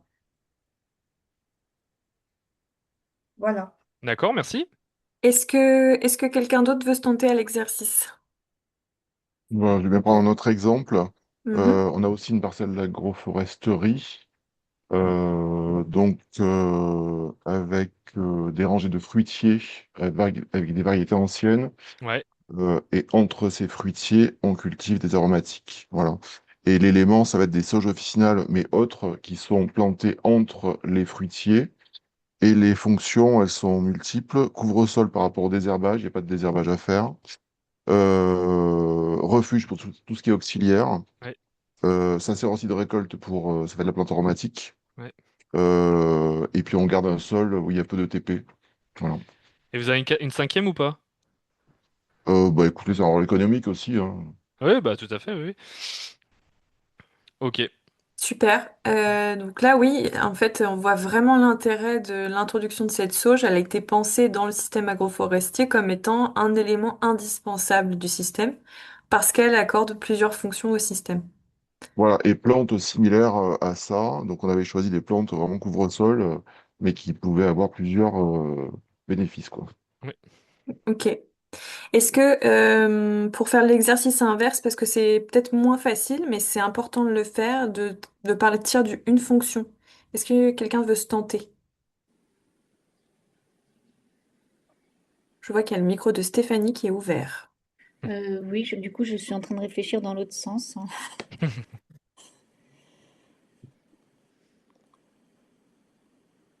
Donc là, c'est une fonction, il faut trouver 5 éléments. Qui accorderait cette fonction? Par exemple, ça peut être une fonction liée au cycle de l'eau, ça peut être L'ombre. l'ombrage, ça peut Voilà, être l'ombrage. mince, Désherbage, le couvre-sol. la qualité de l'eau, couvre-sol. Oui, ou le stockage de carbone, ça peut Oui, c'est marcher une aussi. fonction, tout à fait, oui. C'est une fonction, ouais. Du coup, le stockage de carbone, en fait, moi, j'étais partie comme élément d'une prairie diversifiée. Donc, pour moi, c'est un stockage de carbone. Oui. Euh, Et du coup, maintenant, en fait, pour prendre l'exercice inverse, en fait, ce qui est intéressant lorsqu'on fait cette petite gymnastique mentale, ou pas d'ailleurs, parce que ça peut très bien être fait sur un papier, ce qui est intéressant, en fait, ça demande à vous, mais comme aux élèves, si vous posez un petit peu pour voir, ça pose un petit peu la réflexion en arborescence, c'est-à-dire qu'on va poser, bah voilà, soit un élément, soit une fonction, comme vous voulez, avec une couleur différente pour la fonction et l'élément, évidemment. Et derrière, en fait, on va faire des traits qui vont partir. Voilà, j'ai un élément, on va prendre l'arbre comme vous avez pris ou la sauge, et donc ça va faire voilà une première fonction, deuxième fonction, cinquième fonction. Ok, ça peut être plus hein, d'ailleurs. Cinq fonctions, c'est juste voilà, c'est une gymnastique. Ça peut être plus. Et en fait, après, on va repartir de cette fonction et on va essayer de trouver cinq autres éléments. Et en fait, on va se rendre compte que ça va créer des toiles d'araignée géantes. Là où ça ne crée pas de toile d'araignée géante, et ben c'est ça qui est aussi intéressant, c'est de se dire, ah là je vois que j'ai par exemple une fonction qui n'est pas forcément assurée. Et donc ça aide aussi dans la stratégie globale de se dire que qu'est-ce qui va, par exemple, on parlait là du carbone, qu'est-ce qui va en fait me faire stocker le carbone? On prend l'ombrage, qu'est-ce qui va me faire plus d'ombre? On prend couvrir le sol, qu'est-ce qui va me faire pour couvrir plus le sol? Et ainsi de suite en fait. Donc l'idée, c'est de voir, comme dit Julien, les manquements. Qu'est-ce qui manque Il dans, manque. dans mon système pour que ça assure une certaine robustesse du système, mais aussi de voir finalement ce qui n'est pas utile. Il y a peut-être des choses qu'on va absolument introduire dans son exploitation agricole parce que ça nous tient à cœur, mais qui finalement dans le système n'ont pas d'intérêt. Alors, pas d'intérêt, c'est un gros mot, hein, c'est un peu mal dit. On parle plutôt, faut voir après aussi tout ce qui est l'aspect du sensible, hein. Je veux dire par là aussi que là on parle de production et de robustesse d'un milieu, mais il y a évidemment le facteur humain qui rentre en compte et notre sensibilité à ce qu'on met en œuvre et ce qu'on pratique en fait. Donc, faut pas non plus oublier que on est des êtres humains, on a des choses qu'on préfère, on a des choses qu'on aime, il y a des choses qui nous semblent incontournables, comme nos valeurs, etc. Et ça aussi, faut pas non plus les mettre de côté. Et moi, du coup, j'avais une autre question par rapport à la notion de robustesse. Je voulais savoir si, du coup, avec les explications qu'on vous a données, ça vous parle par rapport à vos enseignements ou vos enseignements, même le projet d'établissement, hein. Parce que c'est intéressant de relier toute cette notion de robustesse, de durabilité au projet d'établissement. Alors moi, j'étais jusqu'à présent resté beaucoup plus sur la notion de résilience, voilà, en ayant cette confusion avec la robustesse, mais bon, le sens était quelque part le même. Et effectivement, c'était forcément relié à la durabilité de toute façon, quoi. Hmm. Voilà. Oui, je pense qu'on fait l'amalgame en fait avec la résilience et la Mm. robustesse. La robustesse, c'est pas un terme qu'on utilise. On aura Mm. plutôt tendance de parler de résilience sans penser qu'on revient forcément au même point de départ en fait. Mm. C'est une adaptation. Bah, en fait, effectivement, lui, sa conceptualisation du terme, hein, de la robustesse appliquée en agriculture, c'est relativement récent. Nous, on a découvert ça il y a quoi, 2 3 ans, il me semble, Noémie. Mm. Parce qu'il a commencé, voilà, à être connu, il a commencé à être mis en avant, parce que voilà, le sujet était aussi intéressant, cette façon de voir les choses. Si je peux rapidement vous donner un exemple sur cette confusion. En fait, la résilience, là, si je reprends encore mon exemple d'événements géopolitiques actuels, la résilience, c'est de se dire aujourd'hui, on est dans la merde parce qu'on n'arrive plus à avoir le pétrole qu'on veut. La résilience, c'est de se dire dans un certain laps de temps, en fait, on va revenir comme avant. C'est ça, en fait. Et la robustesse, c'est de se dire, ok, je vois qu'aujourd'hui, on a un problème énorme de pétrole. En fait, qu'est-ce que je vais mettre en place pour éviter d'avoir à l'avenir, euh, pour qu'à l'avenir, ce problème de pétrole qui est si important actuellement chez nous, il soit beaucoup moins important. En fait, c'est ça, la subtilité des deux. Voilà. En tout cas pour Olivia, la subtilité de ça. J'espère que c'est un peu plus clair. Est-ce que, Euh, Vas-y, avant de vas-y. passer à la suite, juste, parce que ça me semble important quand même, cette notion de robustesse, c'est un petit peu, pour faire le lien avec vos enseignements, c'est un peu ce qu'on essaie de mettre en œuvre dans EPA, enfin la fin d'EPA2 qui va devenir EPA3. EPA2, on parle de durabilité, on parle de transition agroécologique. Aujourd'hui, avec la LOSARGA, la nouvelle loi d'orientation agricole, on ne parle plus de transition agroécologique, on parle de transition agronomique et environnementale, et on parle surtout de souveraineté alimentaire. Et pour assurer une souveraineté alimentaire, on ne peut pas continuer à produire dans un système qui est instable.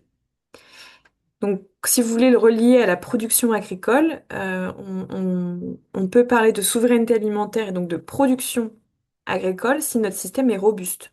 Surtout avec la connaissance du changement climatique, et de ce qu'on a vu tout à l'heure, de l'érosion de la biodiversité. Je te propose quelqu'un rapidement une fonction et 5 éléments. Et puis on passe pour toi, Noémie, à la suite. Oui.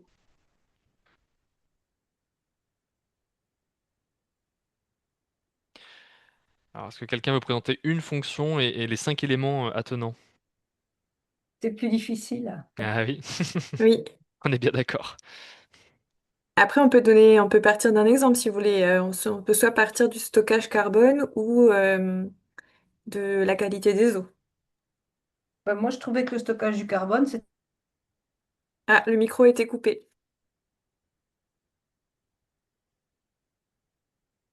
Bah, on peut partir du stockage de carbone, essayons.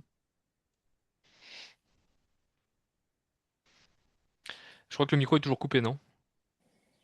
Oui, mais la collègue, là, elle avait dit prairies diversifiées, c'est un élément, non? tout à fait. Ouais, exactement. Donc on a une prairie. Ensuite, qu'est-ce qu'on a d'autre? On peut tous le faire, hein, évidemment, hein. Et Allez. le fait de ne pas retourner le sol, c'est un élément, ou pas une pratique culturelle. Euh, Euh, Dans la mesure où ça a un impact, oui. Dans la mesure où en fait on va limiter la minéralisation, oui. Mm. Voilà. Et après, moi, je sèche. Les Allez, qui apports, prend le relais? les apports de fumier. Ouais, La faune du sol. ouais. Allez, un dernier.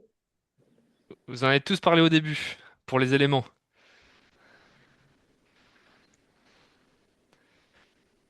Qui est-ce qui stocke le carbone? C'est très grand. Ça fait de Les l'ombre. arbres. Ouais, tout à fait. Ah, Ah, ouais. pour la photosynthèse? Les arbres, ouais, tout à fait. Ouais, les L'arbre. arbres sont très très efficients sur le stockage de carbone. Ok, Pour vous donner une image très intéressante que j'avais eue, après je te laisse parler juste parce que c'est une image que je trouve vas-y. très, très jolie. Du coup, l'arbre va donc stocker le carbone parce qu'il en a besoin évidemment, en lien avec la photosynthèse, donc le soleil. Et ce que je trouvais très beau, c'était là c'est purement pour l'aspect poétique, hein, c'est le fait que lorsqu'on brûle une bûche, euh, on perd effectivement le carbone dedans, mais surtout on a l'éclat du soleil qui a été mis dans cette bûche, en fait, dans cet arbre qui nous est restitué. Et je trouvais ça très joli. C'est un arboriculteur qui avant était, qui travaillait dans les jardins, avant d'être arboriculteur, qui était arboriste, qui avait cette image-là et je la trouvais très jolie pour aussi expliquer. On parlait tout à l'heure de photosynthèse et du stockage du carbone, donc pour mettre les deux ensemble. Je trouvais ça très joli. Je te laisse Noémie embrayer sur One Health. Alors, pour penser système, donc on a parlé de robustesse, on a parlé de la biodiversité et des écosystèmes. Pour continuer à penser système et en intégrant la notion de production, évidemment agricole, avec l'obligation de rentabilité économique et l'environnement qu'on a autour de nous et nous en tant qu'êtres humains, il y a une notion qui a été définie dans les années 2000, qui est la notion du One Health, qui est la notion de une seule santé. Alors, il y a eu je vous le dis parce que c'est important, on a eu un débat avec Julien sur une seule santé et santé globale. Euh, L'Institut du One Health, qui est l'organisme représentant de la notion du One Health, a décidé que ce serait une seule santé. Mais évidemment, on parle de santé globale. L'idée étant quand même, encore une fois, de sectoriser pour mieux comprendre. Cette notion du One Health, elle intègre trois santé, la santé des écosystèmes, la santé humaine et la santé des animales, majoritairement. Alors on dit animal parce que c'est plus difficile de parler de santé végétale en production. On va plutôt parler de la santé de production des animaux et des sols en dessous, en fait. Donc on parle plutôt de santé animale. Ces santé-là, elles sont à prendre de façon systémique, système. Donc ce que vous voyez à gauche, là, le parapluie, c'est pour représenter un petit peu tous les domaines sur lesquels s'appuient ces santé-là. Donc c'est les petits bulles rouges que vous voyez sous le parapluie. Les petites bulles vertes, ce sont les trois santé dont je vous ai parlé, donc qui regroupent toutes les notions qu'on va prendre en compte. Et en dessous, vous avez tout ce qui concerne ces santé-là. Donc, ce qui concerne ces santé-là, ce sont les maladies, les virus, les bactéries infectieuses. Ça va être tous les aléas et les perturbations qui vont causer des problèmes, en fait, qui vont causer une grosse perturbation dans ces santé-là. Alors, l'Institut One Health a défini le One Health comme étant incontournable à condition qu'il y ait quatre éléments. On parle de One Health quand il y a une communication des acteurs, une collaboration, une coordination et ce qu'ils ont appelé renforcement des capacités. C'est un peu cette chose de dire on travaille ensemble pour élaborer un plan commun. Euh, il faut pas avoir peur de parler du One Health et d'anthropocentrisme parce que souvent on met la santé humaine au cœur. On est des êtres humains, c'est normal.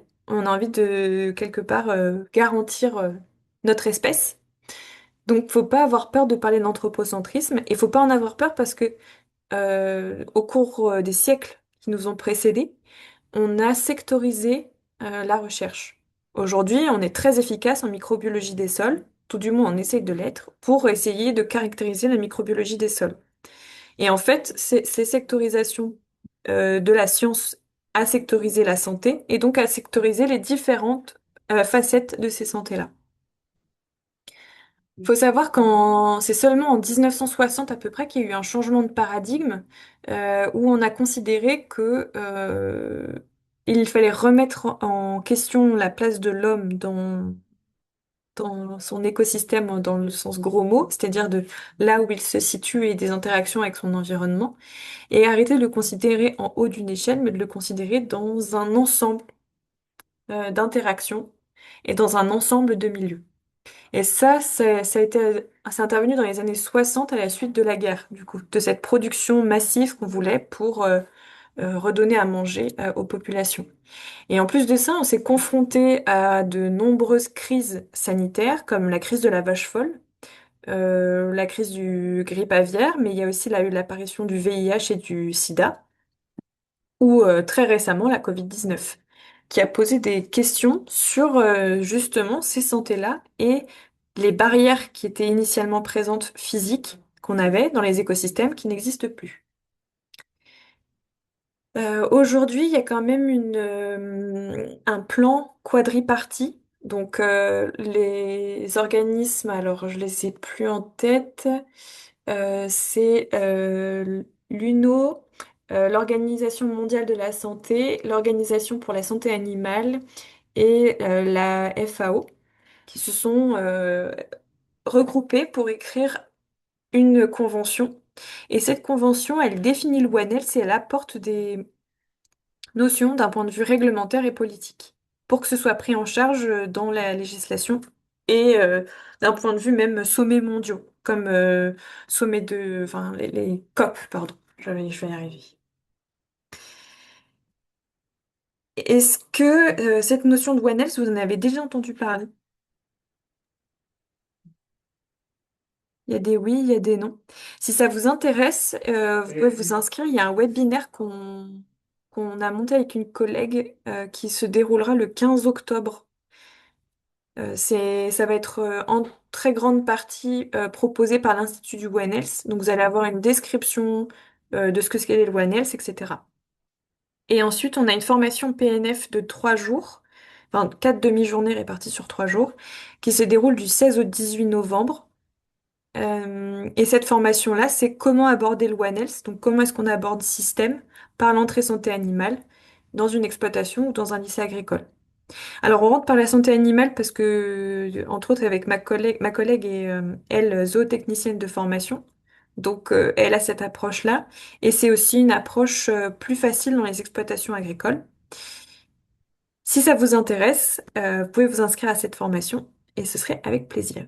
Alors, pour vous donner un petit exemple juste de ce qu'est le One Health et dans quoi ça s'intègre exactement, en fait, il y a un exemple qui est très connu, ce sont les vautours en Inde, la population qui a fortement diminué dans la fin des années 1900, voire presque à être une extinction de la population des vautours. Il y a 3 espèces locales endémiques qui avaient quasiment disparu à 99%. Et à côté de ça, dans les pratiques agricoles, les agriculteurs donnaient du diclofénac aux buffles. Le diclofénac, c'est un anti-inflammatoire, c'est ce qu'il y a dans le Voltaren. Et cet anti-inflammatoire-là, il ne se dégrade pas bien dans les fesses, il reste, et il reste dans les carcasses également. Sauf que les vautours, là-bas, il faut savoir que le bœuf est un animal sacré, donc les carcasses étaient restées, il n'y a pas d'écarisseurs, et les vautours mangeaient les carcasses. Et donc ils mangeaient du diclofénac. Et pour les vautours, c'était extrêmement toxique. Donc après avoir fait toutes ces recherches, ils ont essayé de mettre des choses en place par la suite, sauf que entre-temps, étant donné qu'il n'y avait plus de vautours pour manger les carcasses, euh, la nature est bien faite, les chiens errants se sont multipliés. Les chiens errants se multiplient pour manger ce qui reste sur les carcasses. La grosse problématique, c'est que les chiens errants ne mangent pas les os. Et les os, du coup, restent en condensation sur les sols et donc polluent, entre guillemets, les sols par leur décomposition. À côté de ça, il y a d'autres pratiques culturelles qui ont été mises en cause et qui sont aujourd'hui interdites. Ce sont les tours du silence. On considérait qu'une personne, quand elle mourait, était impure. Et donc, son corps était mis dans une tour du silence. C'est une espèce de tour à ciel ouvert pour que justement les vautours, entre autres, viennent manger les corps.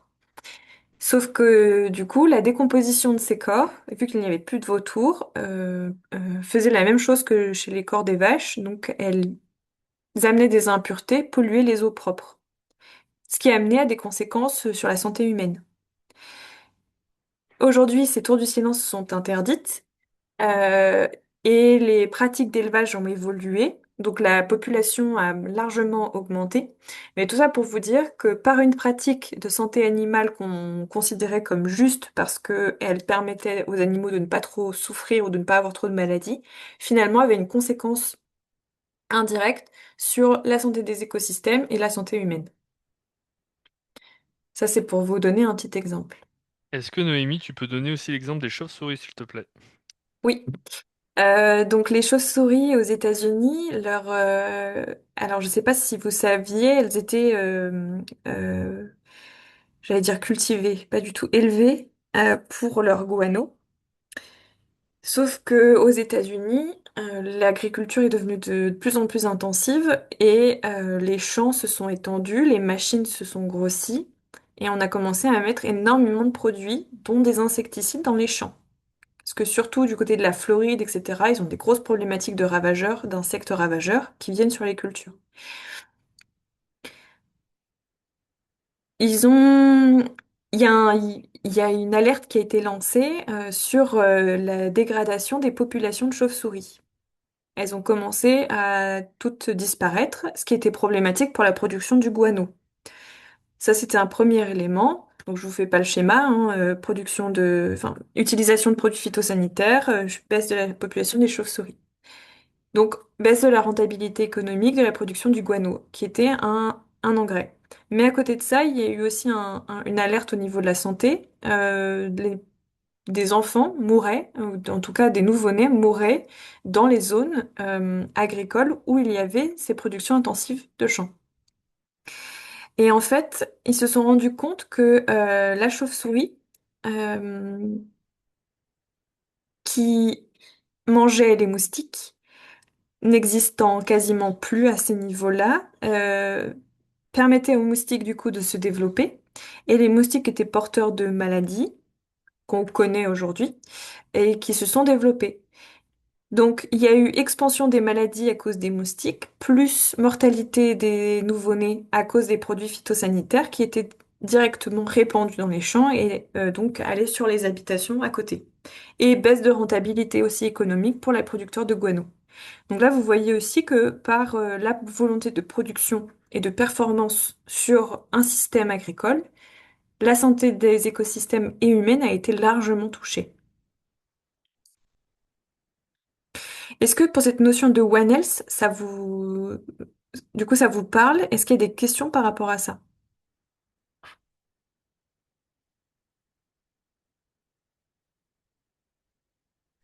Ça a l'air d'être OK. Moi, je connaissais pas le terme, mais bon, en pratique, voilà, on connaît ce qui se passe, voilà. Mais on mettra un nom dessus maintenant, voilà. Euh, En fait, c'était aussi cette présentation de One Health, effectivement, mettre un nom dessus, c'est intéressant puisque je pense que vos jeunes à l'avenir vont en entendre de plus en plus parler. C'est quelque chose qui est, alors surtout si si vous avez des formations en élevage, puisque c'est ce que disait Noémie, ça se développe beaucoup. Il y a de plus en plus de vétérinaires en fait qui sont sensibilisés et voire formés en fait à cette approche. Mais pas que, des médecins bien sûr maintenant de plus en plus. Et en fait, on voulait vous présenter ces deux exemples, ces deux histoires, puisque elles mettent aussi en lumière ce qu'on vous présentait au tout début, il y a 1 heure, 1h40, sur bah, la biodiversité et les liens qu'il y a entre les espèces et leur environnement, donc les écosystèmes. Et on se rend bien compte, mais bon, ça on va dire que c'est l'expérience et puis c'est un peu aussi qu'on appelle ça le bon sens qui nous le dit, c'est que si on enlève un élément dans notre biodiversité, eh ben, on se rend bien compte que dans certains lieux, eh ben, notre histoire de une fonction, 5 éléments et un élément, 5 fonctions, on se rend bien compte que c'est très très fragile et qu'on a en fait, des cascades d'événements qui se suivent et qu'on n'a pas prévu. Donc c'est très intéressant de prendre ça en compte et du coup, le lien avec mon agriculture bio, c'est que l'agriculture bio, de par le fait qu'elle essaie justement de ne pas mettre déjà de produits phyto de synthèse et d'avoir des pratiques et une certaine approche, elle n'est pas parfaite l'agriculture bio, hein, j'en suis bien conscient, mais de par son approche, on limite déjà un petit peu la casse de ce côté-là. Je vois qu'il y a une personne dans le chat, Noémie, qui a Oui, ajouté quelque chose. Sylvie, peut-être si vous voulez directement interagir.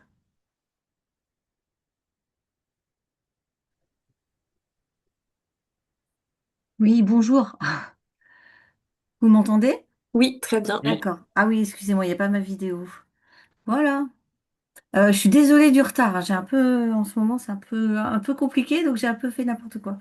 Bah oui, parce que moi, enfin, bah, au moment où vous parliez de bon sens, j'étais en train de l'écrire justement parce que pour moi, c'est du bon sens. Et il y a longtemps qu'en cours, enfin en tout cas en biologie, on parle du phénomène de bioaccumulation, quoi. Aussi, ouais, effectivement, on peut penser au cadmium, qui en ce moment est une des thématiques montantes en lien Ouais, il y avec a les eu. engrais, au niveau de la santé, tout à fait. En fait, quand je dis bon sens, en fait, encore une fois, c'est ce qu'on disait tout à l'heure, c'est du bon sens parce que nous sommes avertis et nous avons eu, entre guillemets, une formation, on a eu le processus qui nous a amené à penser aujourd'hui que c'est évidemment du bon sens et que penser différemment, ça semble un peu compliqué, notamment au regard des pratiques dites conventionnelles, voilà. Mais en fait, encore une fois, on insiste dessus, mais on vous dit ça tout simplement parce que quand vous avez des élèves en face, eux, c'est pas du bon sens, c'est du ah, mais oui, tiens, c'est pas bête ça. Et en fait, ils se rendent compte que c'est du bon sens. Mais il faut quand même bien leur expliquer. On vous dit ça parce qu'avec les enseignants et les formateurs qu'on accompagne, euh, mine de rien, il y a pas mal de notions qui sont présentées. Ça, c'est clair, c'est très très riche, hein, vos cours sont très très riches. Mais des fois, ils sont trop riches. Et bon, voilà, on prend un peu de temps aussi pour remettre un petit peu les choses. Non, mais Mais oui, pour c'est eux, du bon sens. c'est très abstrait, hein. Et ils ont même du mal à se dire, mais pourquoi c'est dans les tissus adipeux? Ben, voilà, c'est à cet endroit-là que les molécules vont aller se fixer. Et, c'est le système de mise en réserve du corps, quoi. Donc le corps, il va stocker à cet endroit-là, quoi. En tout Et cas, là, voilà, quand- mais je suis bien d'accord avec vous qu'aujourd'hui, une fois qu'on le sait, entre guillemets, ça semble difficile, effectivement, de réfuter ou de le voir différemment. Après, je dis pas qu'on sait bah, tout, hein, mais non, voilà. non. Mm. Même c'est pareil pour les hormones. Enfin, il y a beaucoup de médicaments ou autres qui passent dans les urines. Et moi, je prends souvent les exemples des articles de poissons qui se féminisent, quoi. Tout à fait. Juste pour rebondir là-dessus, et peut-être après on prendra d'autres réactions s'il y en a. Ouais. Il y a, ce matin, j'avais fait une présentation du One Health pour un groupe à La Réunion. Et à La Réunion, ils ont une grande course qui est connue, alors j'ai oublié le terme exact, mais qui regroupe à peu près 3 à 6 000 coureurs quoi, sur 3 jours. Et il y a une très grosse problématique sur la féminisation des poissons et sur la reproduction, même sans parler de diagonale des fous, exactement. Bien vu. Et c'est problématique aussi sur la reproduction parce qu'il y a des poissons qui devenaient fertiles. Pardon, pas fertiles. Ah zut, j'ai oublié le terme. Euh, Stérile. Stérile, merci. Des poissons qui devenaient stériles et en fait ces coureurs-là qui se finalement apparemment ont un mode de vie très très sain, finalement se dopaient aux anti-inflammatoires. Alors c'est un terme large de dire dopaient, mais en tout cas prenaient beaucoup d'anti-inflammatoires et de d'autres produits pour ne pas avoir de douleur tout de suite pendant la course. Et en fait, comme ils faisaient leurs besoins un peu partout, qu'ils allaient faire pipi partout derrière les arbres, et ça se retrouvait dans les nappes, qui après retrouvaient dans les cours d'eau, et donc directement lié aux poissons. Ce qui a posé des problèmes aussi sur la pêche. Et ce qui était très très très problématique, c'est que ces eaux-là, elles sont utilisées aussi pour les abreuvoirs pour les animaux et pour la consommation humaine. Donc en fait, il y a eu tout un cercle vicieux sur juste une personne, enfin 6 000 personnes qui font pipi derrière les arbres Mm. et qui consomment des produits pour aller mieux, mais qui du coup ont un impact très fort sur les autres santé derrière. Est-ce qu'il y a d'autres réactions avant de passer à la présentation des outils? Ouais. Et ce sera notre dernière ligne droite. Bah, c'est vrai que le médicament, l'antibiotique, enfin, c'est la première, enfin, les pesticides, c'est la première solution qu'on va utiliser parce que c'est rapide. Mm. Je vois encore ce matin, j'avais une élève qui avait très mal au ventre et tout, euh, d'autres qui avaient mal à la tête, mais en fait, c'est à cause de la chaleur en ce moment. Ils s'hydratent pas assez et bah, tout de suite, le premier réflexe, c'est je prends enfin, un comprimé d'efferalgan ou autre, quoi. Tout à Sans fait. vraiment chercher la vraie cause, la première cause, quoi. Aller s'allonger, se mettre au frais et boire un coup, et puis voilà. Ah, en fait, c'est une méthode, c'est une façon de penser aussi qui doit se mettre en œuvre, mais qui doit s'apprendre en fait. Moi, j'étais pareil qu'eux en fait à leur âge, et puis au bout d'un moment, je me suis dit, parce que j'avais rencontré des gens, parce que j'avais écouté, parce que j'avais lu peut-être aussi, vu des choses sur les réseaux sociaux ou autres. Attention, j'avais choisi hein, sur les réseaux sociaux. Euh, Comme quoi, eh ben, il y avait peut-être d'autres façons de faire et que j'étais pas forcément dans l'immédiateté, c'était pas forcément non plus la solution. Mais ça s'apprend effectivement. Et on Je vois revient qu'il y a sur le Naïs. système de efficience, substitution, reconception. Tout à fait. Pardon. On peut Alors l'utiliser. justement, par rapport à ça, je lui ai dit, la seule chose, je vais aller te chercher Hop, du coca frais, tu le débulles, t'en bois un petit peu de temps en temps, et tu vas voir. Et j'ai dit au départ, le coca, c'était un médicament inventé par les Américains, quoi. Mm. Donc elle m'a regardé bizarrement, je dis non, non, mais je préférais que tu prennes du coca plutôt un comprimé. je vois qu'il y a Naïs Rocher qui a levé la main. Oui, c'était par rapport au premier exemple que vous avez donné sur les vautours. Moi, c'est un exemple qui me parle beaucoup parce que je suis professeur stagiaire, donc j'ai été en formation à l'ENSFEA pendant une bonne partie de l'année. Et c'est un exemple qu'ils ont pris justement pour nous apprendre à construire ce qu'on appelle un apprentissage par projet. Et donc c'est des choses qu'on a mis en œuvre avec nos classes et qui pour le coup ont permis vraiment de faire passer la notion de bioaccumulation beaucoup plus facilement que ce que ça aurait pu être en cours traditionnel ou en TP finalement. Parce que c'était une situation avec vraiment des documents type vétérinaire, faux articles de journaux, mais qui retraçaient cette histoire-là qui ont permis en fait aux élèves de jouer presque sur un jeu de piste, une sorte d'escape game, quoi, Une et enquête. ouais, une enquête et de produire eux-mêmes en fait leurs connaissances. Et en faisant comme ça, ils ont refait eux-mêmes le raisonnement des scientifiques et du coup, ils l'ont compris bien plus vite. Merci pour ce témoignage. Ouais. C'est la fameuse mise en enquête d'ailleurs, ce qu'on essaye de proposer de plus en plus à la bergerie aux formateurs enseignants justement. Ouais. Parce Oui. qu'on rend compte que ça a de bel effet. Juste Noémie, on a 5 minutes, tu as 5 minutes pour présenter les outils. Oui. Alors je te propose de pas t'attarder, juste dire que ça existe, ce que ça fait, et comme ça on va pouvoir conclure et rester dans les temps si ça va à tout le monde. Oui, c'est très bien. Ça enchaîne donc avec le commentaire de Naïs sur le fait que on travaille une enquête. Donc on va chercher une problématique, on va chercher l'information et l'information, on va d'abord trouver ce qui existe et ensuite on va chercher peut-être à diagnostiquer, à observer ce qu'il y a autour de nous.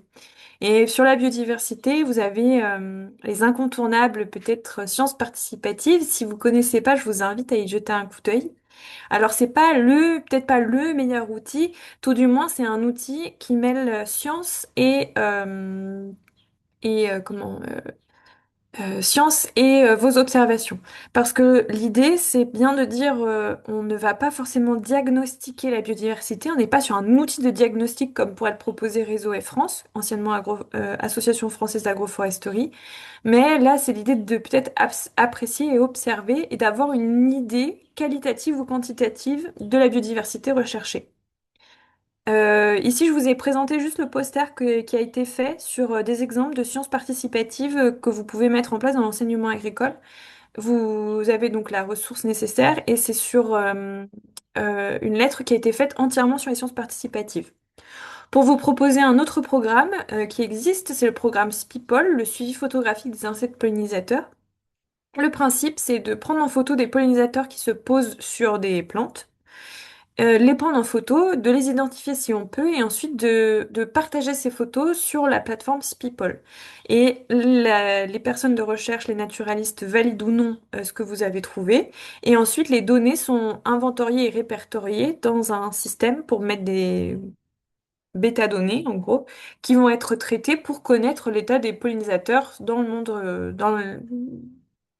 en France, quoi. Tu peux passer, Julien. Il y a un autre programme, voilà, c'est ça que je voulais faire apparaître, c'est l'Observatoire agricole de la biodiversité, l'OAB, qui regroupe 5 taxons différents. Donc vous avez un programme sur les chauves-souris, un programme sur les vers de terre, un programme sur les papillons, les invertébrés et les abeilles solitaires. Ce sont des choses qui sont très faciles à mettre en œuvre. Vous pouvez aller voir directement sur le site de l'OAB ou l'Observatoire agricole de la biodiversité. Sinon, je vous invite à aller voir sur le site de Viginature. Viginature, c'est le site du Muséum national d'histoire naturelle qui regroupe les sciences participatives. Et donc, Julien, tu peux directement aller à la dernière diapo, pas perdre trop de temps.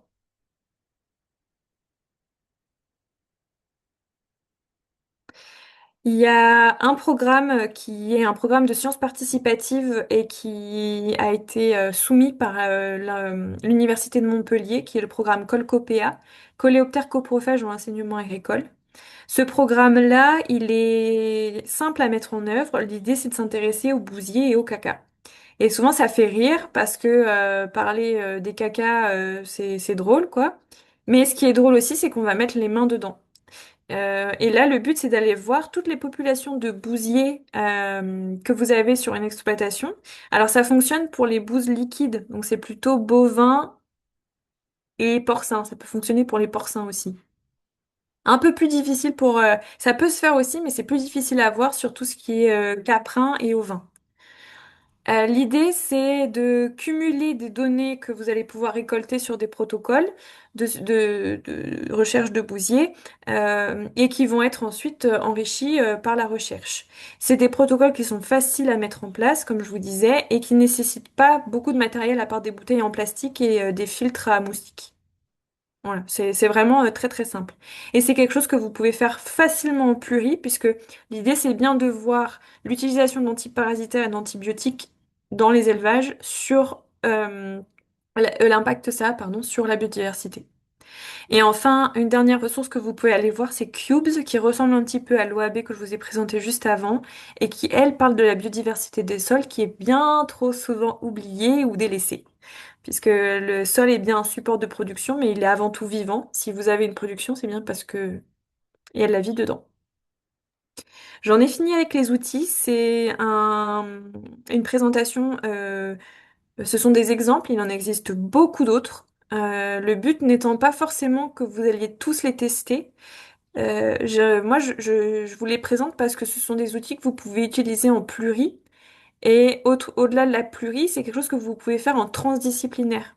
Donc, c'est-à-dire pas forcément des modules avec des enseignants, mais tout du moins avoir un discours commun sur les types de séquences pédagogiques que vous pouvez mettre en place.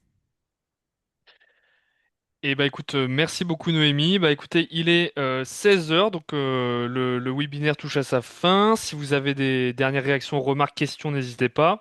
Et puis je mettrai fin à l'enregistrement et je vous laisserai partir en week-end. Est-ce que vous avez des remarques, des questions par rapport à ce qui vous a été présenté? Est-ce que ça suscite même des réactions par rapport à vos enseignements? Moi, c'est très bien, ça complète ce que je fais déjà et en partie, donc je vais compléter, c'est très bien. Merci beaucoup. Merci à vous. Oui, merci. Je Pareil suis pour moi, ça désolée. va compléter. Pardon, excuse-moi, Claire. Ah oui, je suis arrivée en retard. J'ai eu un petit problème d'inscription. Je pourrais avoir accès à la présentation, Ouais, c'est alors ça? du coup, ouais, tout à fait. Je l'avais dit au tout début, mais comme vous étiez pas là, c'est Ouais. normal. En fait, là, moi, semaine prochaine, lundi première heure, je vais demander à un collègue de prendre donc l'enregistrement et de le mettre en forme pour qu'il soit disponible sur YouTube. Et vous serez tenu au courant par mail. Je vous renverrai un mail en fait où trouver la vidéo et également où trouver le site où il y a tous les autres webinaires en fait disponibles avec en fait toutes les ressources à chaque fois sous chaque webinaire. Donc vous aurez vraiment accès à tout et vous pourrez tout retrouver sans problème. Super, merci beaucoup. D'autres réactions, questions? Oui, moi, je voulais vous dire merci pour votre présentation, parce que j'ai découvert plein d'outils du coup que je connaissais pas et que bah, je vais pouvoir mettre en place avec mes classes, j'espère en tout cas. Top. Eh Et ben, du coup, un s'il y grand a des choses qui merci. sont mises en place, on veut des retours. Ok, pas de souci. Oui, en tout cas, n'hésitez pas à Bergerie. Nous, notre boulot, c'est aussi de vous aider dans votre quotidien, dans vos pratiques pédagogiques. Donc, n'hésitez pas à nous contacter sur des sujets si besoin. Voilà. Eh ben, écoutez, merci beaucoup pour votre présence. Je vais arrêter le partage et bah, je vous souhaite une bonne continuation et un très bel été si on nous revoyons pas. Merci. Aussi bien. Au revoir. Au revoir Au tout le monde. revoir.